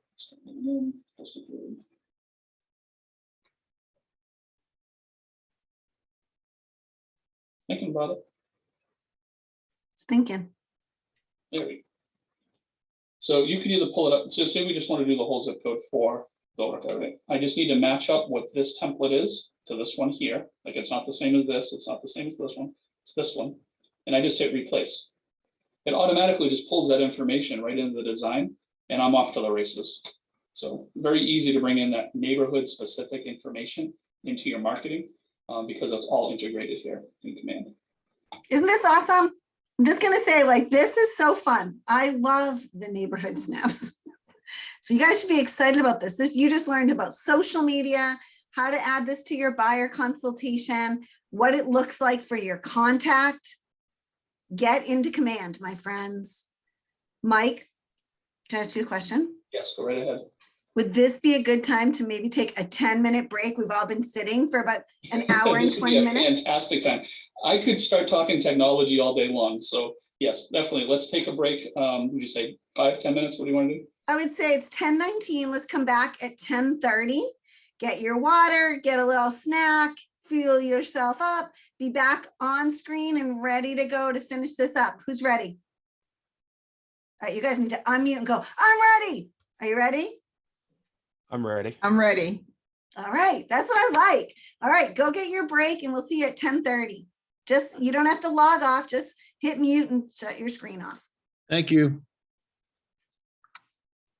Hey, Mike. That you can send. Thank you, Laura. Missed that one. So definitely have a list of 3 different lenders. So that could be somebody that you have a relationship with. Okay, I know that I have a relationship with a lender. Okay, it's usually where most of my business goes, just because we have a great working relationship and I know their processes, they know how I operate, we're in sync with that. So it's really good to have that type of relationship with your vendors so that you can recommend them. I have a fallback in case that one isn't available. And then I also have Keller Mortgage. And we talked about that, before. So you can share a link for Keller Mortgage through the consumer app. So if they have your consumer app on the phone, on their phone, it's actually in the more section, they can actually start that conversation and get pre-approved. So what is that going to be? And have the lender take the brunt of what they can afford. I mean, you definitely want to have that conversation with them, but ultimately it's, how much they can borrow, their credit worthiness. There's a whole bunch of other factors that go into that, and being realistic with it. So especially in this market, things are definitely, over the top as far as offers. Some things are going, in excess of $20,000, $30,000, $40,000, $50,000 over ask. So having that expectation of what they're able to purchase. So, they might be qualified for a $500,000 home, but they're going to have to put so much more into it as far as the offer that maybe they need to be looking at $400,000 homes so that they have that cushion. Lorna, do you want to expand on that one a bit? Yeah, I did. So thank you, Mike. I was just thinking as you were talking is that, what is your market, right? So this is one of the reasons that buyers are going to hire you is for you to tell them what's happening in your market. So we know national trends, we know statewide trends, but what again is your local market? So whether you use Command and Neighborhood Snaps and MLS together, what's happening? But what's another tool by being part of a KW office that you can utilize to find out what's happening in a specific town or neighborhood? People, the people in your office, right? Ask other agents, the top agents. I've been on the phone call a lot with them lately. And you know what they do? They talk to each other. Right? Like, hey, I had this many people at my open house and I had this many offers, or somebody's getting a listing or blah, whatever it is, they talk to each other. So ask them, do you know who the specialist is in that town that you are showing buyers in or that area? Then you want to reach out. Again, I promise if you call another KW agent in your office, they are all going to be willing to help. So just definitely utilize that. But you want to have a good idea because to Mike's point, just because they can afford 500,000, that's their max. If homes are going 10% over, they can't look at $500,000 houses, can they? Because they can't afford to do that. But I'd also challenge you all to look at your specific town, where you live or where you plan to be selling, and get to know the market. If you're not setting yourself up on a neighborhood snapshot type of thing, or in MLS, for those of you in Massachusetts, you can send yourself daily updates and it helps keep an eye on what's happening in the market. Okay, Mike, I'm done. No, that's great. This is another one. I'm usually not a person of saying, hey, write this down, but make a note of this. In this market, having a pre-approval letter is necessary, but it is not going to get you to the finish line. You need to have a conversation with your mortgage lenders about getting your clients all the way through the underwriting process as part of their pre-approval. That means that the only thing that you're waiting on, once they have an offer that's accepted, is the P&S and an appraisal. You want to make sure that they are that qualified, so that you had them through the whole process of bank statements, verifying income, the whole nine. That will give you the edge on competing with all cash offers. Not to interrupt, but what if you're working with a renter? What do they need to be pre-qualified for? So a renter, pretty much just that they can afford the rent and that they have. They just need to, I guess they just need to prove their income, I guess, huh? Yeah, and usually depending on your office, you will have a process that they will have to apply for that rental, for that lease. And part of that's going to be a credit check. So Yeah, making sure that you have that. So the listing brokers will provide all that, I guess, right? Correct. However, you as the buyer side of that, or the renter side, you want to make sure that you have that conversation with your client that, hey, this is part of the process. Do you have any credit issues that are going to be an issue? You know, do you have anything that's going to be a flag that would prevent you from being the top choice for this lease? And if she's going in with two other adults, I can actually, am safe to ask about them as well, or not? Yeah, I mean, it's, you know, kind of an all in, right? So you want to also have these conversations with those parties as well as having the appropriate, you know, disclosures and agreements and stuff with them. Okay, thank you. I would definitely say it's fine if they've already told you there's 3 people. They're going to usually, in Massachusetts, someone can only speak to Massachusetts, they will look for an application from every adult who's over 18. So every person who's over 18, they're going to run a credit check. So it's really important for them to know that ahead of time, but also know landlords will also, when they get the credit check, if they have a ton of debt, even if their credit score is really good and they pay everything on time, but they see their debt is a certain amount per month and the rent, you know, they're going to look at that ratio. Like, can they actually afford to live here and pay all their bills? So those are the conversations you may want to have with the tenant. Right, but if nobody else, if they're the only person on the lease, then that's all they're dealing with, right? I mean, if you're subletting or, yeah. I guess if you're subletting the other 2 rooms or something, then the other 2 people don't need to be players, right? Not necessarily. Again, I would check in with your office to see what your local area does. I'm in Massachusetts, so. Oh, okay. So in Massachusetts, anyone who's living there has to fill out an application. Oh, okay, great. That's great. Thank you. And That's great information. And some landlords do not let you sublet. So say somebody moves into the 3-bedroom and then decides, oh, I'm going to have a couple friends move in. They have to communicate that to the landlord, see if it's allowed. Right. It's not always allowed. So Right. Yeah. a great class from Massachusetts is called Rentals the Right Way through the Greater Boston Board. Highly recommend it because it will definitely help you. And if you, did you say you're in Chestnut Hill? Who told me they're in Chestnut Hill? Wasn't you, Stephen, huh? No, I used to live there. You are, because I was going to say they, Chestnut Hill does a rental certification class as well. My office does it as well with Anita Hill, and she goes over a lot of these things as well. So definitely look into those classes. I just saw that one. I missed it. I think it was Tuesday this week, and I just wasn't able to register. Yeah, they do happen regularly. Say that again, Mike? They do happen on a regular basis. Yeah. Classes. Yeah, and you can always email Anita Hill and ask her when she's having another rental certification. She's a Keller Williams.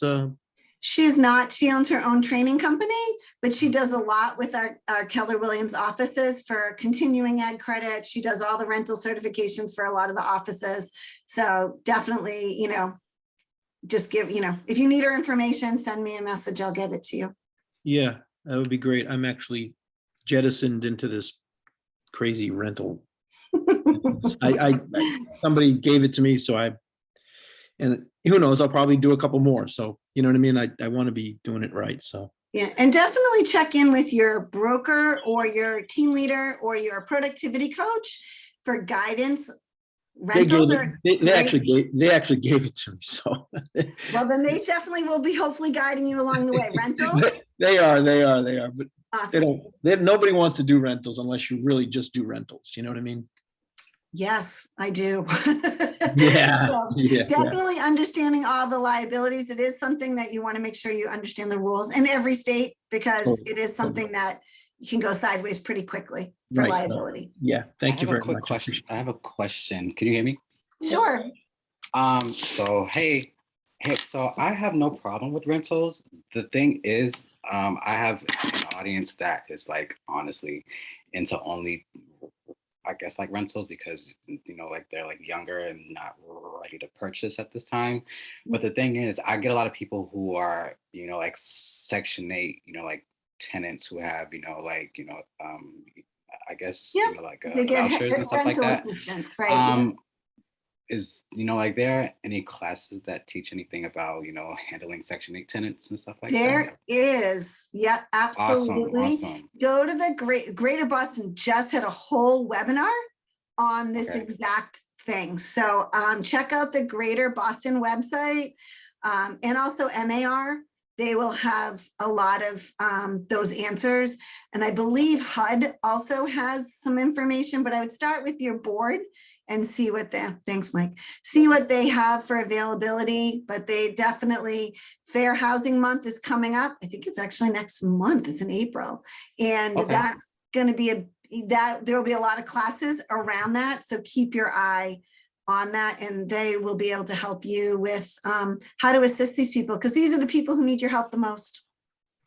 Yeah, because I always hear that, people don't have time for rentals and like rentals is like a waste of time. But I switched over to KW from Boston Pads and, like they're always, like closing on apartments and like luxury apartments and stuff like that because you have like a whole bunch of students, like medical professionals who are coming up into Boston, like all that good stuff.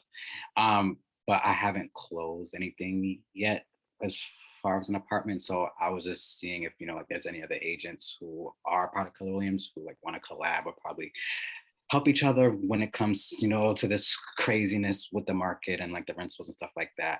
I'm here, just, I feel free to reach out. I'll put all my information into the chat and stuff like that.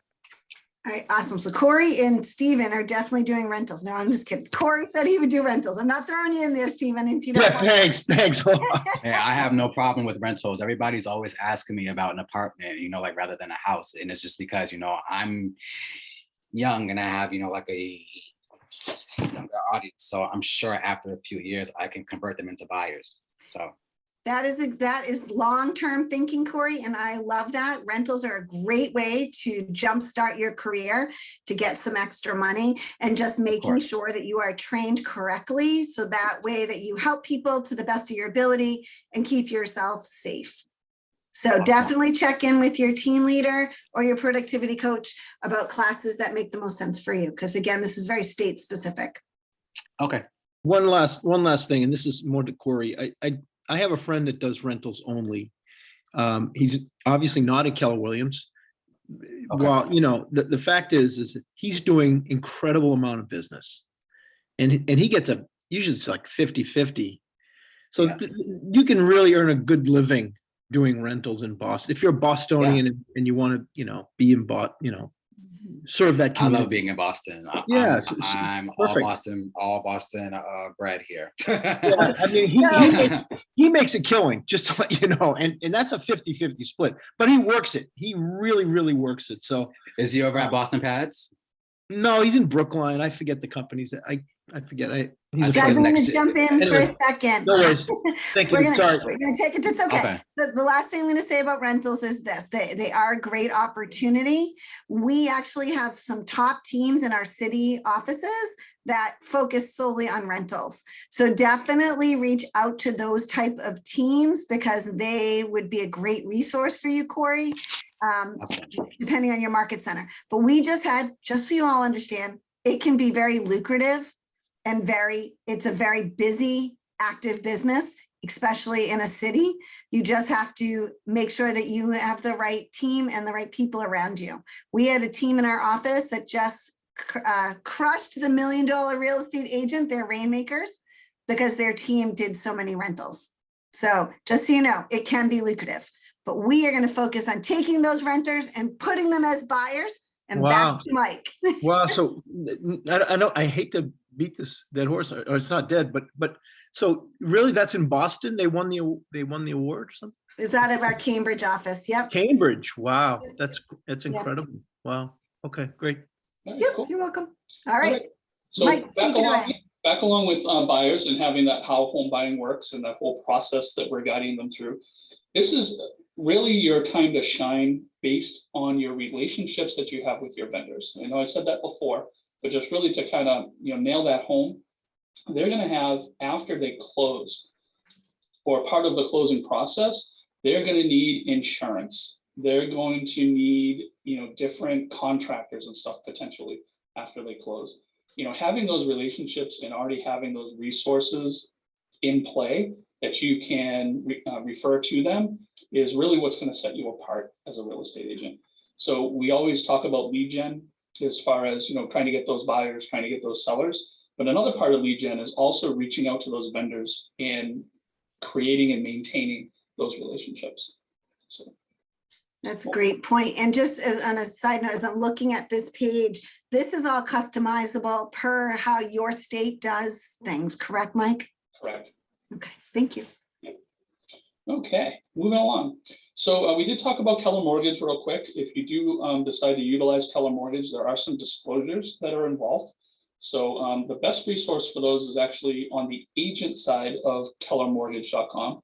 So if you type in portal.kellermortgage.com, that'll bring you to the agent side. You'll have access to all of these disclosures. There are some also in the guides.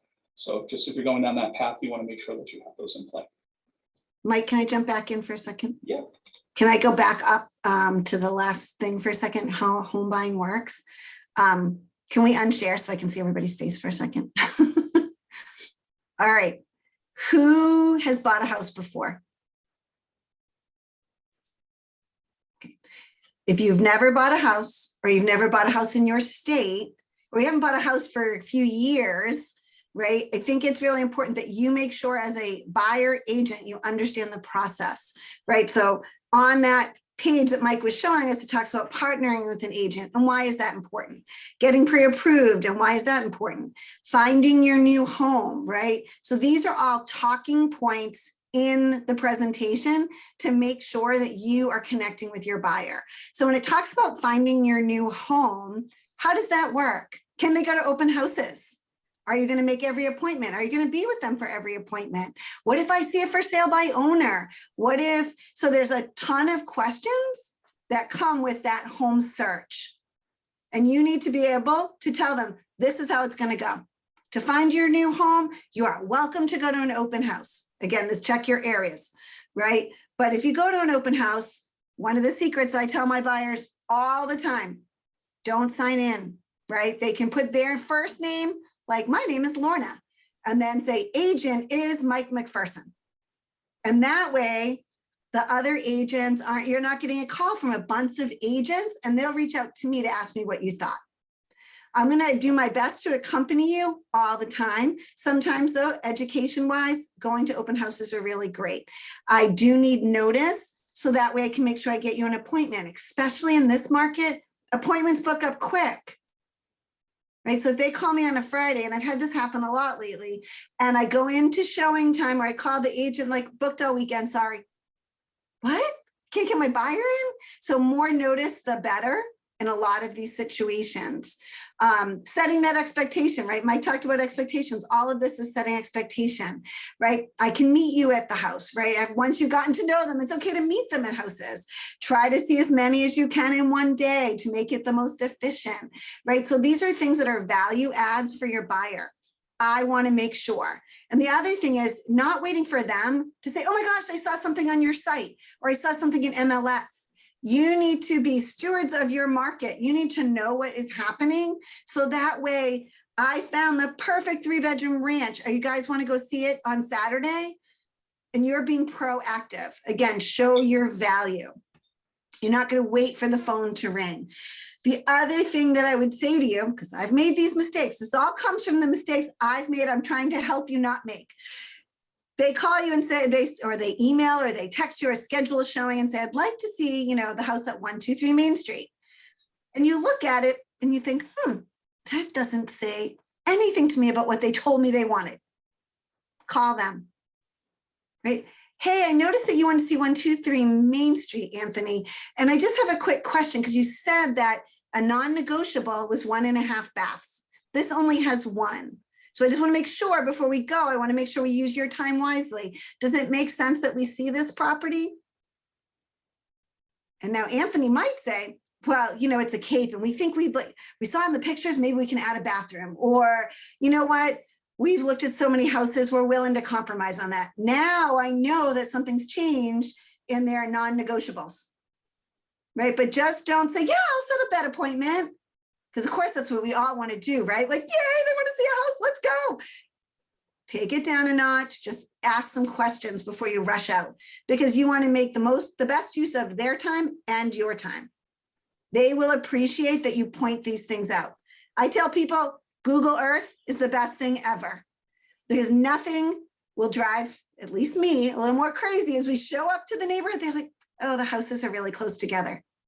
Ah, yeah, no kidding. Drive by them. But they, you know, don't always have time to drive by in this market. So Google Earth it, right? Take a look around the neighborhood. See that across the street there's a school, or there's a grocery store, or there's a fire station, right? They might not want to be near those things. No, those are great points. And, you know, having that Google Earth conversation, I think, is gold, because some of those non-negotiables that they might have might be power lines. You can actually see that level of detail on Google Earth. So if there are power lines, if there's a train. So, you know, we had a client that wanted to see this particular house. I pulled it up on Google Earth just to see where it was, because I wasn't familiar with the area. And I noticed that the train tracks were right next to the property.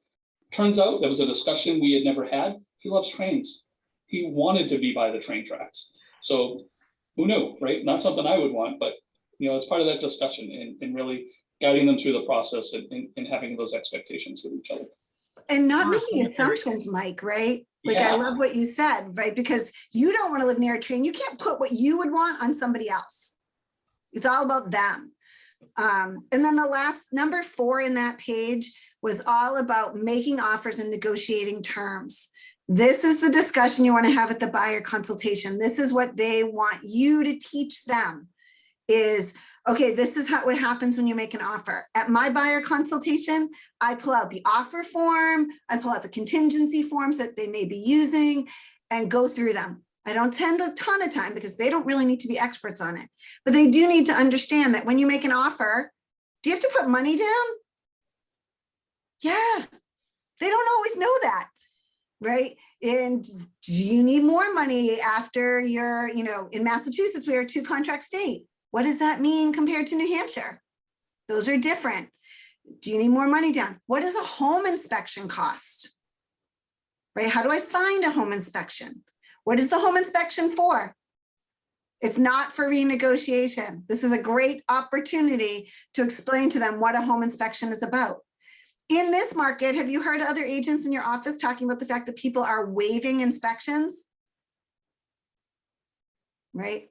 Don't ever recommend that, but you are allowed to say this is what we see happening in the market.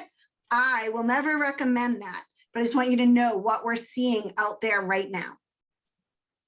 Right? It's important for you to make sure that you're explaining why a home inspection is important. It's to learn what you're buying in your house.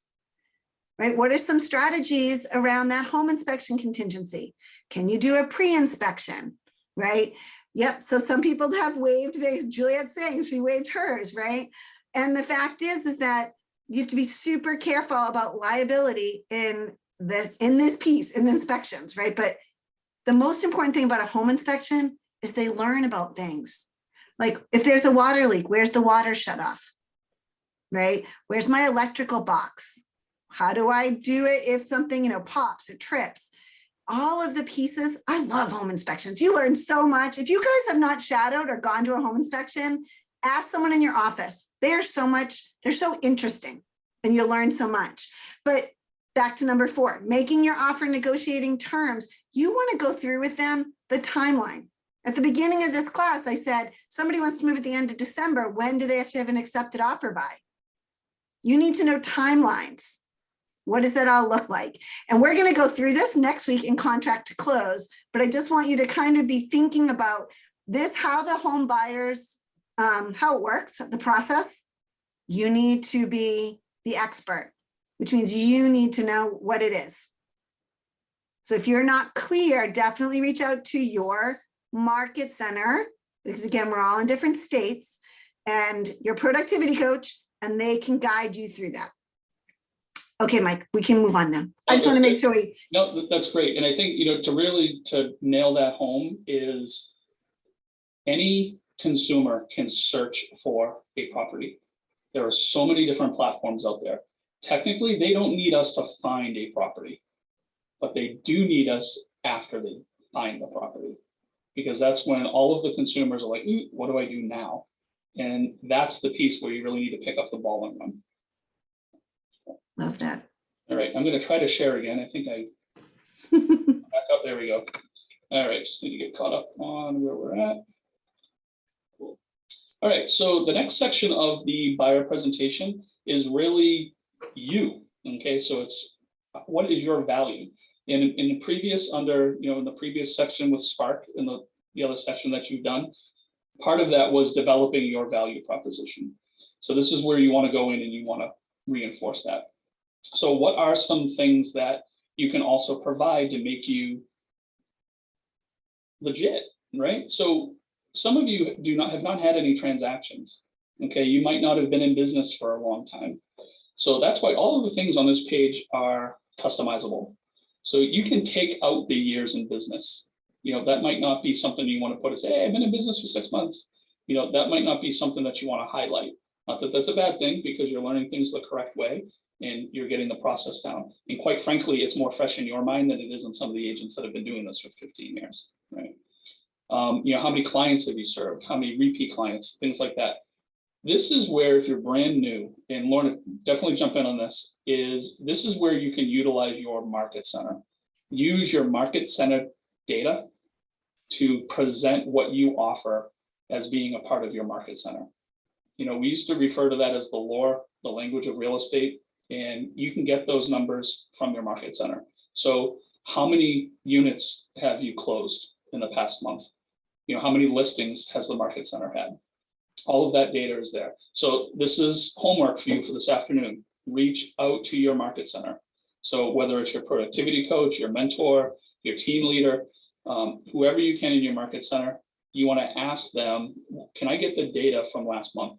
I'm putting together my presentation and I want to beef it up a little bit with all the great things that our market center has to offer. So that's really adding into that, Mike, is maybe it isn't last month, maybe it's for stats for 2021, right? Like, where did your market center stand in the state? How many units how many families were helped, right? And I would always use it that way. See how it says 268 clients served? That's what we want to focus on, right? These are not transactions, these are people. And so how many people were helped by your office last year? Right? You don't need to necessarily know the repeat customers, but you want to know where your market center stands in stats. If it's a good stat, use it. If it's not the good stat, then don't use it, right? And if you're on a team, you can get the team stats, but sometimes a whole year has some really good information. And usually at business meetings or at ALC meetings, those numbers are discussed. So if you guys are not making it to your ALC meetings to check things out, or to your business, like your monthly, who has a monthly business meeting in their office? And do you know if you have a monthly business meeting? Anthony, I'm glad you're shaking your head. Yes, I'd be sad if you didn't know. But so making sure that you know, when can I get this kind of information from my market center? That's great. And then also updating that the Y4C 2Ts, whatever, because the E is missing on that one. Yeah, I believe it's on the actual design one. It just hasn't been updated in the slides. So awesome. Okay. Yep. So what are some other things that you can put out there? What are some other numbers aside from this that you can do to bolster your value proposition?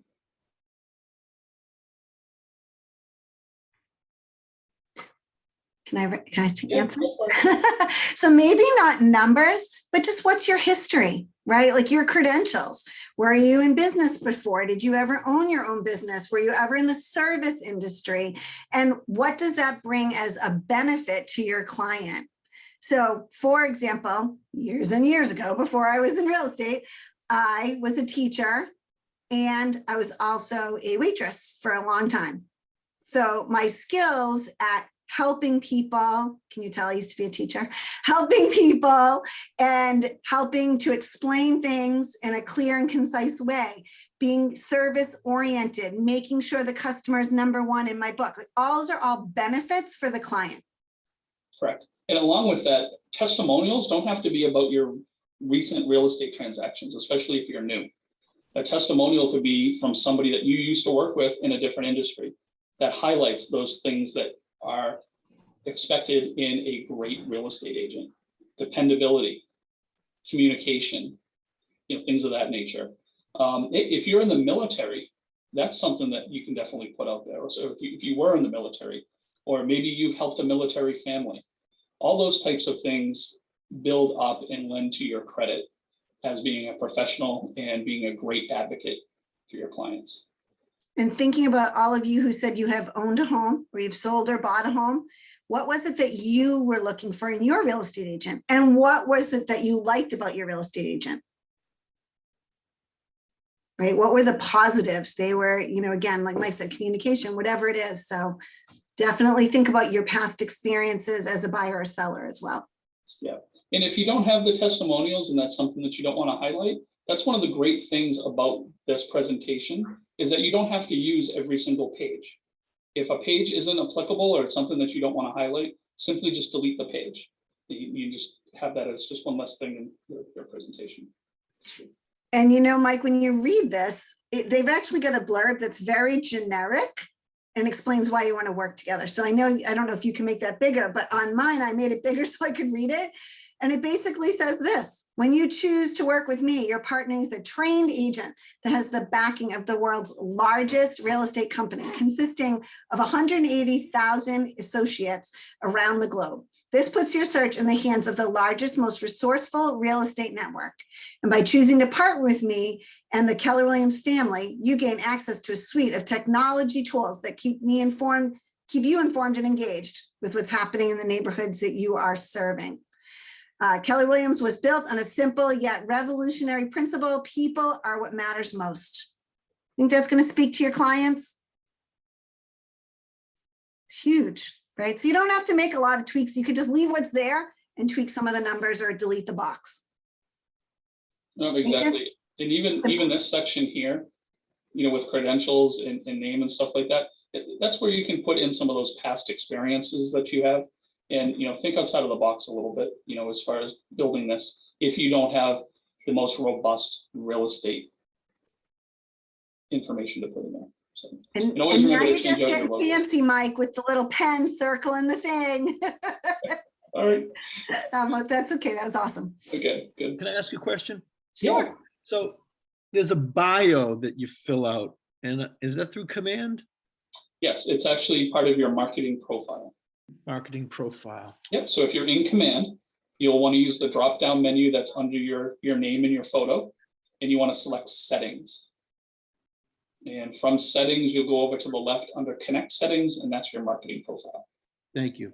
You're welcome.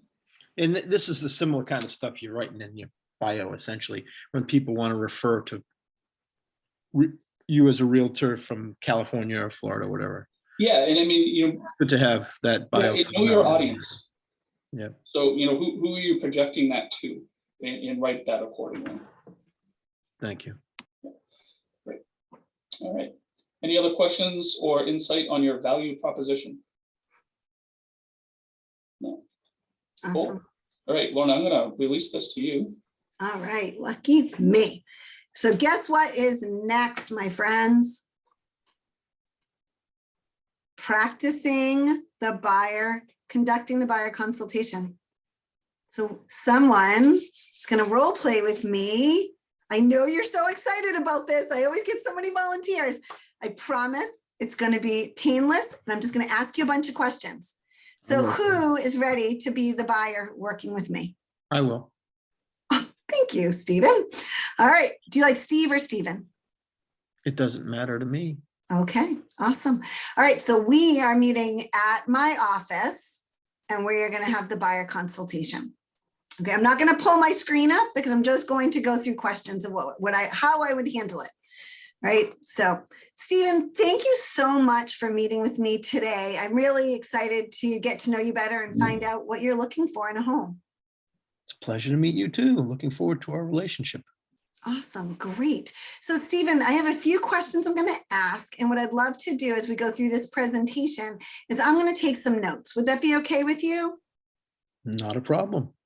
Awesome. All right, let's get started. So what I want to let you know is that this is all about you, right? I am going to be your agent and when we get done with this, and we're going to go through what's most important to you. So it's all about you, your needs, and what I can do to serve you best.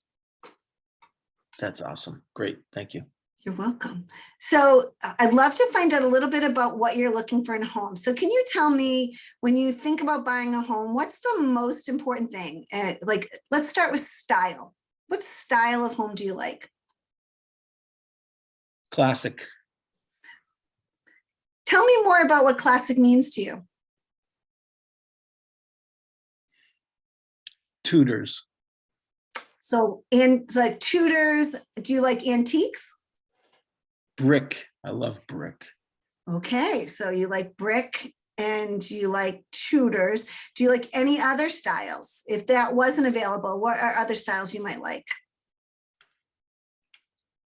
On the other spectrum, contemporary. Okay, I love that. And what is it that you like about contemporaries? Windows. Okay, so a lot of natural light coming through. Yes.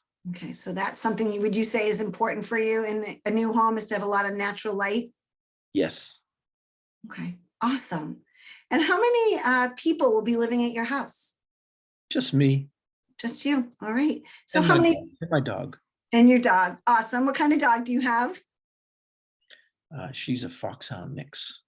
Ooh, very nice. How old? She'll be 10. That's a good age. They're kind of settled. Not the puppy phase anymore, right? This one's not that settled. Uh-oh. It kind of it's like, that's why we're looking for another house. She's a puppy still. So she needs, what I hear you saying is she needs some space to run. Absolutely. Okay, so when we talk about a yard, it sounds like it might be important for your puppy. Definitely. Okay, so where you live now, how much yard do you have? Do you know like what the square footage is or the space? I have about 1/4 acre. Okay, and is that sufficient or are you looking to be bigger? Upsize. Okay, so would a 1/2 acre be enough? Sure. Okay, so a 1/2 acre plus. Perfect. Okay, great. And some puppies stay in the yard without a fence and some need a fence. Is a fence something that you would like to have? Partial fencing is fine. Okay. All right, perfect. And are you specific on style of fence or is it okay, like you could change it if you wanted? I like plastic fences. Is that because they're easy to clean and maintain? Yes, for the most part. Okay, awesome. Yeah, they have longevity. You don't have to worry about them rotting, and chain link fences are ugly. Okay, that's perfect. Thank you. So the yard is important, fence, okay. What about a deck or a patio? Do you like to spend, while the dog is out running, do you like to hang out in the yard? Lots and lots of outdoor living space. Potentially spend a lot of time. semi-heated, that kind of thing. Okay, so a deck heater type of thing. Yes. So does it have to be on the same level as the puppy or could it have some stairs going down if you had a deck? Stairs are fine. Okay, great. And so do you do a lot of entertaining on your deck or is it kind of your Yes. getaway? Yes. Love parties. All right. So I also love parties. That's good. So you like to entertain. So a good sized deck would be nice or a good sized patio, someplace where you can really enjoy, maybe a fire pit in the yard type of thing. Oh, that would be great. Okay, wonderful. So taking that entertaining inside, where's the space that you like to spend time when you have people over? Kitchen? Kitchen. All right. So do you do a lot of cooking? Yes. Okay, awesome. So tell me, in terms of the kitchen you have now, what do you like about it? It's convenient to where everything is. Everything is at your hands. So a good like layout. Exactly. Okay. And so in terms of, does it have an island? No. No. Would that be something you would want in your next home? A peninsula, perhaps. Okay. So a peninsula would be good. And so, and is eat-in kitchen important since you entertain there, like a place for people to sit? Yes. Okay. It's Do you big prefer, space. oops, sorry, what? Big space, open floor. An open floor. Again, back to that contemporary, right? Yes. Nice open spaces. What about gas or electric for a stove? Gas. Okay, great. A lot of times when people like to cook, they prefer gas. If it didn't have gas, would you be willing to add in like propane if it wasn't available in that house? Electric is also, it's not a non-negotiable. Electric's a possibility. So you'd be willing, that's not something, it's a must-have, that's a, would be nice to have. Correct. Okay, great. So how many bedrooms do you need?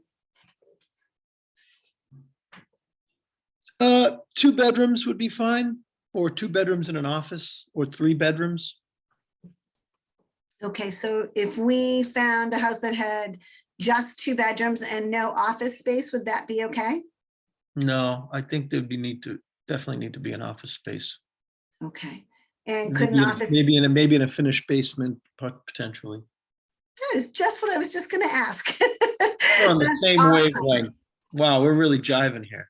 Yeah, I love this.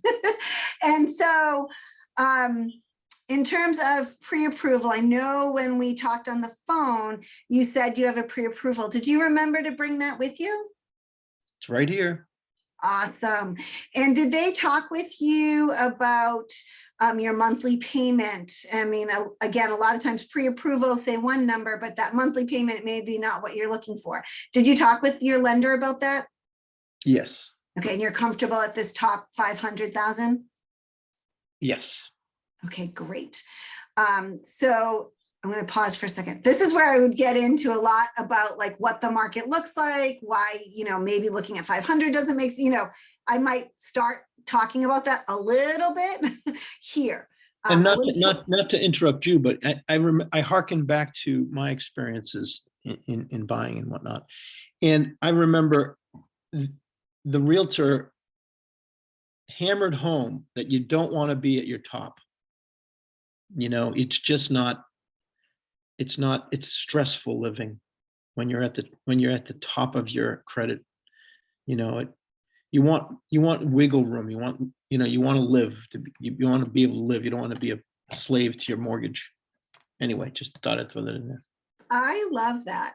And that sounds like you had a really caring agent who was willing to say something that maybe you didn't want to hear. Or didn't know. No, I think you're right. I think he was good. Yeah, that's awesome. All right, so I'm going to go back to the buyer consultation. So we're going to speed it up a little bit because I know we're going to run out of time.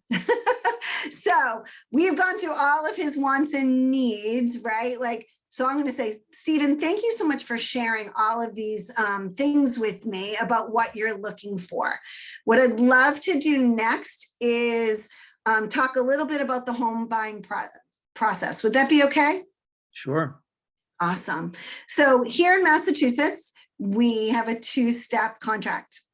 And so what that means is that we make an offer, but then we have some things that happen in between, like a home inspection. And then we go to the next contract, which is called the purchase and sale. You will need an attorney for this, and I'm happy to talk with your lender to see who it is they recommend and see if we have somebody that we both like that would be perfect for you. Is that okay? Sure. If you could recommend an attorney, that would be excellent. Great. So what happens when we have gone through all these homes, we have found that perfect open concept, full of light, perfect yard. This is the one you want home. We're going to make an offer.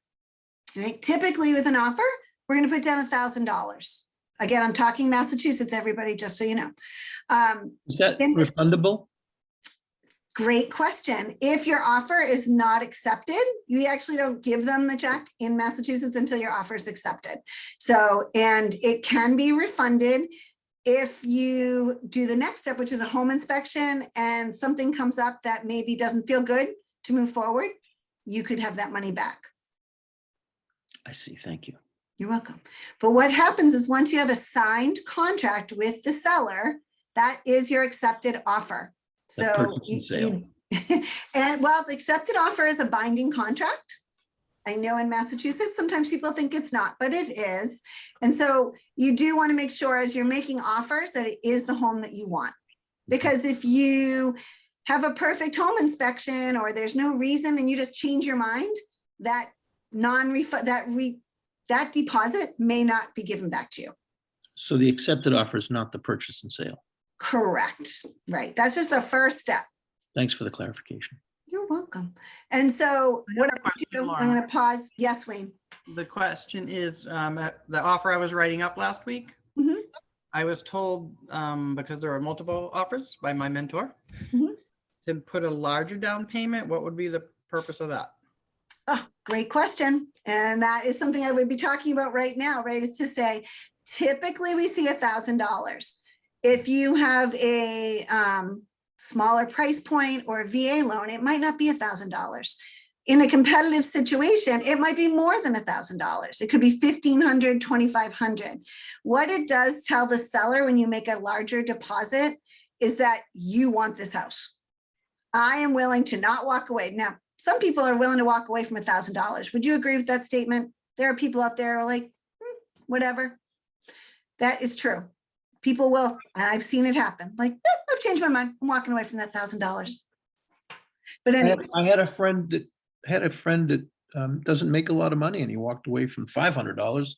He was a little disappointed, but he just got cold feet. He and his lady friend didn't work out. So yeah, people do it all the time.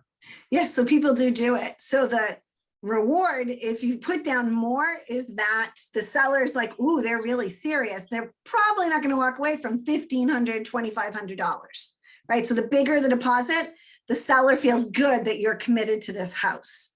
The risk is if they change their mind and don't do it in a quick time frame, if they don't have a home inspection contingency, a mortgage, there's all sorts of reasons that they could get their money back, but it's still a risk. And your buyer needs to understand that this is a commitment. Once you hand over that deposit, that you're, first step in moving forward. Great question, Wayne. So does that answer it? Okay. So thinking about, I'm going to stop here for this part of it, but really going down the path, and I don't want to make it just to Massachusetts, which is why I'm going to stop, but you really want to explain the process, explain what a home inspection looks like. Why is it important? Explain what happens if you waive it, right? What is the risk for your buyer? You're going to have some buyers, who have either owned a home before. Maybe they're super handy, they're a contractor, like they have an aunt or an uncle or a dad or a best friend who's a contractor. They're willing to like take on stuff after a home inspection. But there are other people who don't have that skill set, myself being one of them, that I couldn't risk having to do some major repair because I have to pay someone to do that. I can't do it myself. Does that make sense? Right. So you're going to go through all of that, and we've gone through the process. Guess what happens now? As I've pulled out the offer and I've pulled out all the contingencies, I pull out the buyer agent agreement. Dun, dun, dun.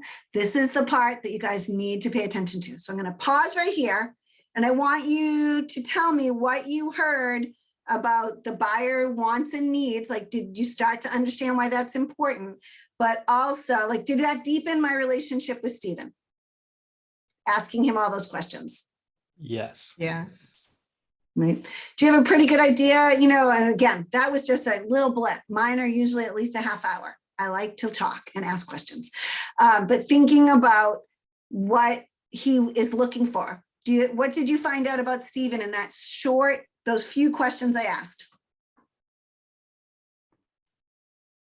that he prioritizes his dog. That's a big part of his choice in a home. Yeah, it's part of his motivation to move. Yeah. What else? He likes to entertain. He So likes he'll to need entertaining entertain. spaces. He wants a bigger home. He wants a bigger home for that entertaining, right? He needs Oh. some form of office space. That is exactly what I was thinking. Yep, Kevin, he does. He needs some office space. So what I could take with that question is like, what do you do for work? Right? Do you work from home? I could have kept going down that road. So do you see that 3 deep is so important on every single answer? You can conduct a whole entire buyer consultation and never have a statement. You're always going to be asking questions. This is the gathering. Stephen, how did it feel for you as a buyer? Well, I meant to mention that I'm a realtor.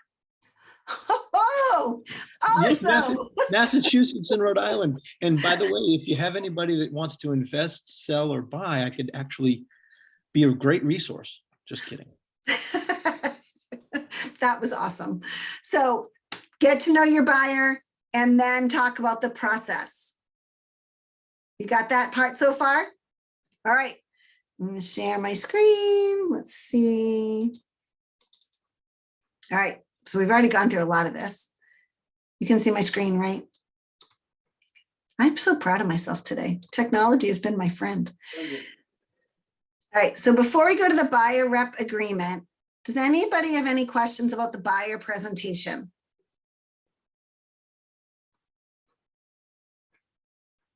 Okay. I will take that as a no. So the buyer representation agreement, why is it important again? Remind me what we talked about earlier.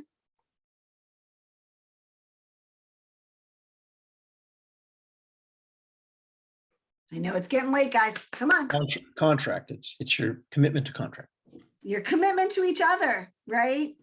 Explain So- to representation to the consumer. You want to make sure that they understand that it is a contract, right? That this is a commitment between the two of you. It helps make sure that they're serious buyers. So in this market and in general, you need to choose if you're going to use a buyer representation agreement. But I'm going to tell you, you should be doing it. This is your, part of your commitment to choose. Right now, you might feel like, oh, they don't want to sign it, but that's okay. I want to take them out and we're going to see 1 million houses. And then they're going to go to an open house, not mention your name, and buy that house on the spot. And guess what happens for you? Zero, right? All that work is gone. Now, the buyer representation agreement is not just a commitment from the buyer to you, it's your commitment to them. I only have time to work with 5 buyers in this market. I'd love for you to be one of the 5. And that's actually true because this market's kind of nuts. So you need to think about who you're working with and how committed are you to them. You need to be the proactive buyer agent who knows the market, is looking under every stone for that house that's not even on the market yet, right? And that's your value, is that you're going to do everything you can to find that house, negotiate on their behalf, and get them through the process to closing. Not to interrupt, but have you personally said that you have a 5-person sort of limit? Yeah, You have. I have. I mean, I haven't, sometimes depends on the market. Sometimes I have more time. I can say I can take 10 buyers, but realistically, Oh, I see. Okay, I see. if you figure out what your number is, I was just using that as an example. So thank you for letting me clarify. But the fact is that if you have 5 to 10 buyers and they're all actively looking, how are you taking them all out on weekends? That would be insane. And then think about, how are you writing offers on Sunday night and Mondays that offers are due Monday and Tuesday with 10 different buyers? Right? So I guess just know your limit of how many homes you can see. And especially if you've got Like last weekend is such a good example.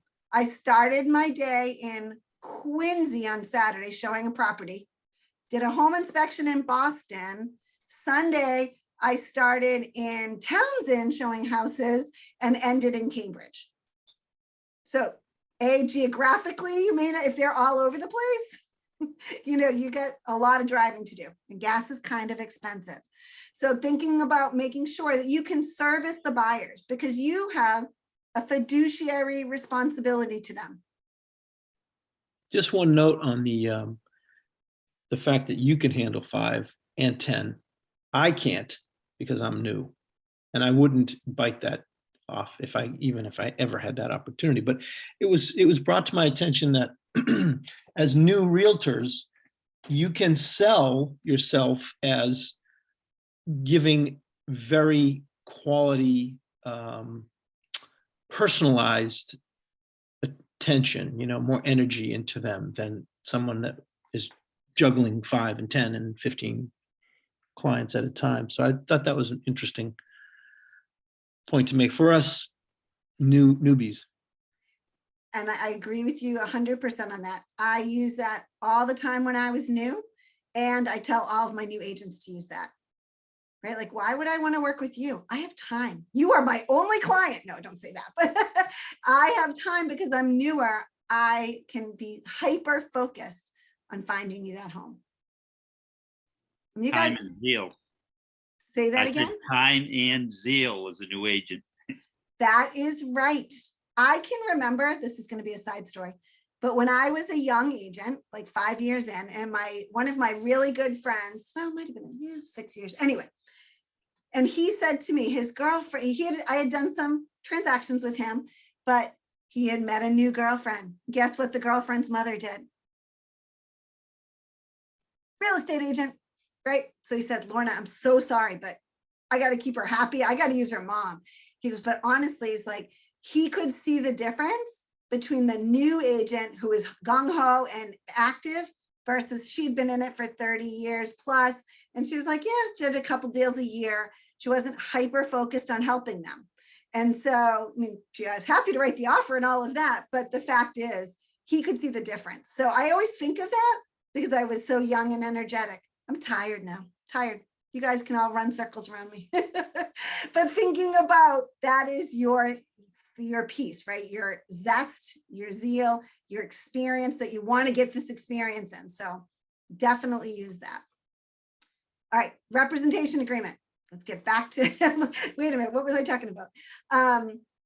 So thinking about the representation agreement, we are not going to talk about commissions in this format. Does anybody know why we can't talk about commissions today? What you charge as a buyer agent? We all work for different brokerages. So even though we're all Keller Williams, one person works in New Hampshire. There was like 5 of you that are from Massachusetts, right? It is actually against antitrust rules to discuss commissions unless you are within your own brokerage. So I would challenge you all, if you do not know what your brokerage charges as a buyer agent, find out. What are they expecting you to charge? Does everybody know? Do you know the answer to that question? Yeah. I see some yeses, some nos. So make sure you find that out. So the buyer representation agreement is a legal document that helps protect you and the buyer. So, Mike, I'm going to count on you. I'm not going to, nobody wants to volunteer with me today. I feel very sad, but I'm going to ask you to have a conversation with me about the buyer agent agreement. And what I want to do is I'm going to pull up, see if I can do this without making a total craziness. Why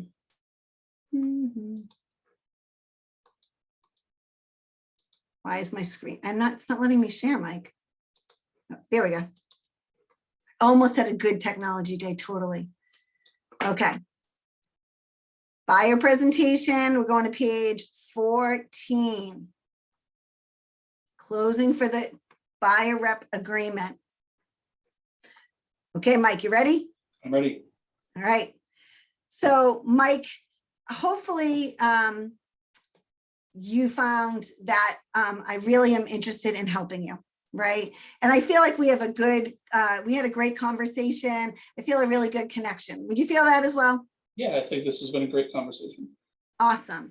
So what we're going to do now is I've explained the buyer representation agreement and we're going to sign it. And what that does is it puts me to work for you. You're giving me the tool I need to represent you in the purchase. With this tool, I have the opportunity to negotiate for you and get you the best deal. And getting the best deal is important to you, isn't it? Absolutely. Wonderful. Then let's do the right thing, sign the buyer representation agreement and put me to work for you. Okay, let's do it. Awesome. There's number one, my friends. Number two. Ready, Mike? Ready. Okay. So Mike, can you see how it would benefit you to have a professional looking out for you for your best interest as you search for the best home and negotiate to get the best deal? Yeah, I mean, I really haven't gone through this myself, so any help would be great. Wonderful. This form allows me to represent you and look out for your best interests. Here's how we take care of you. You just need to okay this agreement right here. My point. He signs. There you go. Scripts, my friends, it's all about scripts. But in this market, and I really want this to be a conversation, why is it extra important to have a buyer agent right now?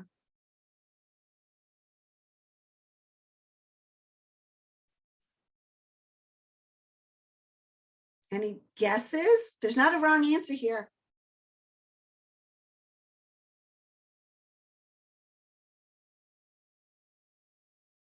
It's a seller's market. Just a little bit. So why does it matter for the buyer to have a representation in this market?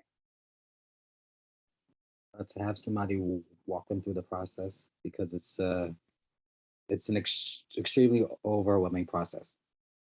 There's a And lot they need to somebody it. to be in their corner. They need someone in their corner. The listing agent, the seller has a representative, don't they? Right, that's their listing agent. The buyer needs that as well. The other point to make is that it's a very competitive market right now. So you want someone totally focused on you and helping you. So making sure your buyers understand in this market in particular, again, you're looking for under every rock to find them that house, and you are going to represent and negotiate. Like Mike said earlier, and Mike, this was just such a good point. They can find the house. It's not about that, right? Technology has totally changed real estate in that way. We used to be the gatekeepers of all the information, and they had to call me. They don't have to do that anymore, right? There's so much information out there, but we can be here to tell them what's happening in the local market, right? And then let them know how to negotiate best, what terms and conditions will help get them the house. And also preparing them that they might be writing more than one offer in this market. Really important. Set expectations around that. What do you feel that you could run up against when presenting your buyer representation agreement? And again, check with your broker to find out what contract you should be using for your buyers. What do you think could be an objection? Compensation. Say that again. Compensation. Compensation. This is a really good one. And it is the struggle of the universe. And again, we can't talk numbers, but thinking about how you get paid. So asking your broker, am I accepting the offer of compensation in MLS? Is the buyer writing me a check? Is it a combination of both? What is the standard in the office? Is the seller paying whatever is offered in MLS and the difference? So understanding what it looks like. One of the things that's so important is to have money conversation. You have to be comfortable around this. And this goes back to really knowing your value, because coming down the pike is going to be that there's going to be zero compensation for buyer agents in MLS. That might be a year, that might be 5 years. There is a major lawsuit against every major brokerage from I want to say the Department of Justice, but I can't tell you if that's exactly true. But basically it's this: why is the seller paying the buyer agent compensation? They don't feel like that's fair. So you may be, your buyers in the future may be writing you a check, maybe wrapping it into their mortgage. So you need to be able to now practice and be good at and hone that skill of why you're important. If you just had a really amazing buyer consultation and I built that relationship with Steven and I understood everything he's looking for, and then I carefully explained the process, why would he not work with me? Right? Yes, Lorna, yes. All right. 11:42, you guys need to stand up. Let's go. Ready? Except Mike, because he's already standing. Stand up. I can tell that you're sitting. So stand up. Ready? Come on. All right. And you're gonna stretch, stretch, stretch, stretch. And you're gonna clap your hands. And you're gonna shimmy. No, I'm just kidding. But I want you to just take a second and like do a little stretching. We've been sitting a long time. We're almost done, but I need a little more energy to get through the next 20 minutes. Fair enough? All right.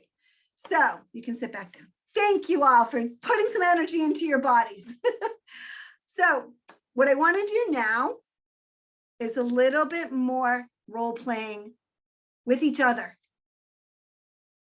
Okay. So what I want you to do is to take your participant guide, which has all the like little pages. It's not perfect. Does everybody have their participant guide? I don't think I do. Okay. Mike, can you put that in? There you go. Sorry, wrong one. Oh, wrong one. Hold on. Don't use that one. So what we're gonna do is we're gonna do, okay, you can, that's okay. You can just talk. You can be the buyer. You're gonna just practice a little bit of a mini buyer consultation. Ask some questions. So your goal right now, let's just pretend it's me and Mike. He's the buyer, I'm the agent. I am not going to say a statement. I'm just going to go right into questions. No statements, just questions. Who can do it? Think you can get through the next 5 minutes just asking someone questions? Find out what they want in a house? Are you ready? What's the assignment? You understand the assignment?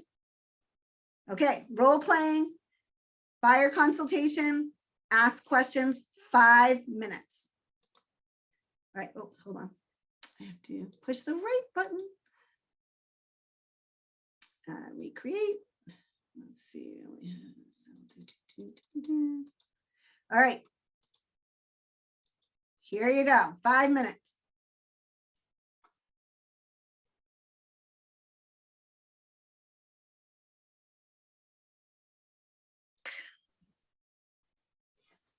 We remembered.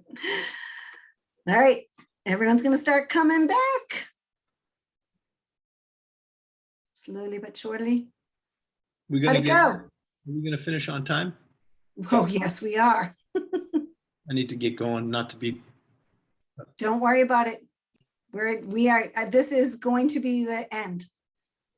As soon as everyone comes back, I have a couple things and then we'll go. thank you for everything. You're welcome.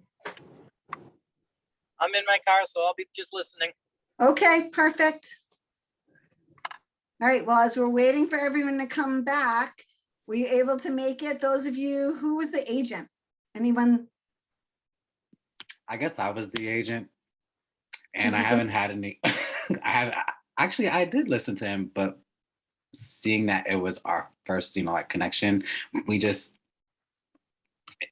I don't know, it was easy, but I haven't had any practice, so I was able to speak to him and explain to him that we do have I guess a plethora of agents that's like behind me, and he's I'm gonna have like so much help, like helping him find the place he needs and stuff like that, and also saying that he has access to our MLS so he can like find certain properties, and eliminate certain things to make the search easier, I guess, but you know, it went pretty good. Okay, awesome. And so what I want to always just have you guys put in your brain is that in that buyer consultation, the beginning is all about the buyer, right? Like asking them all of their wants and needs, about their pre-approval, about where they work, like digging deep into their life. The second half is talking about what the process is.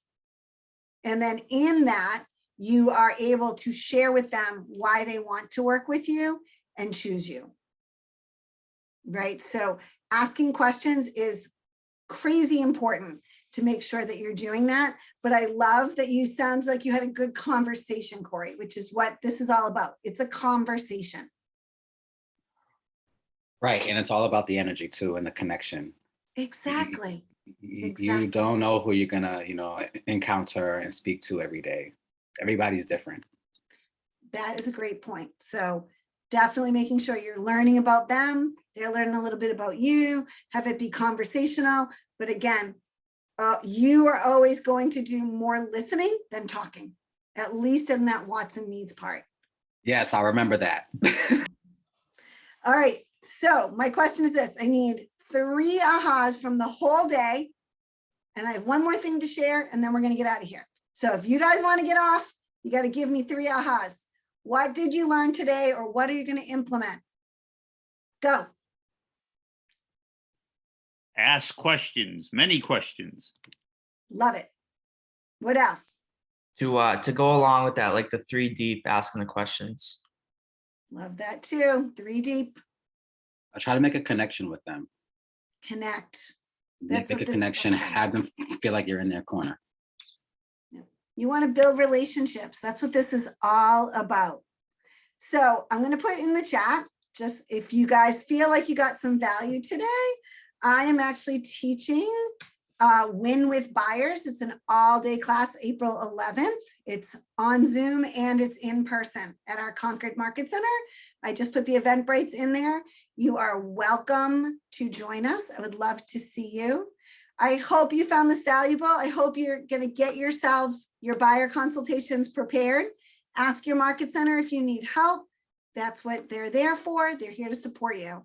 I'm going to put my name and phone number in there. So if you, actually my email and my phone number, and Mike is going to do the same, I believe. And you can reach out to us with any questions about this or anything else. We're here to help, and feel free to pop off. Enjoy the rest of Ignite, and I will see you all next Wednesday. Thank you, Laura. Thank you. Bye. Good job. Both of you, good job. Thank you. Thank you, Stephen.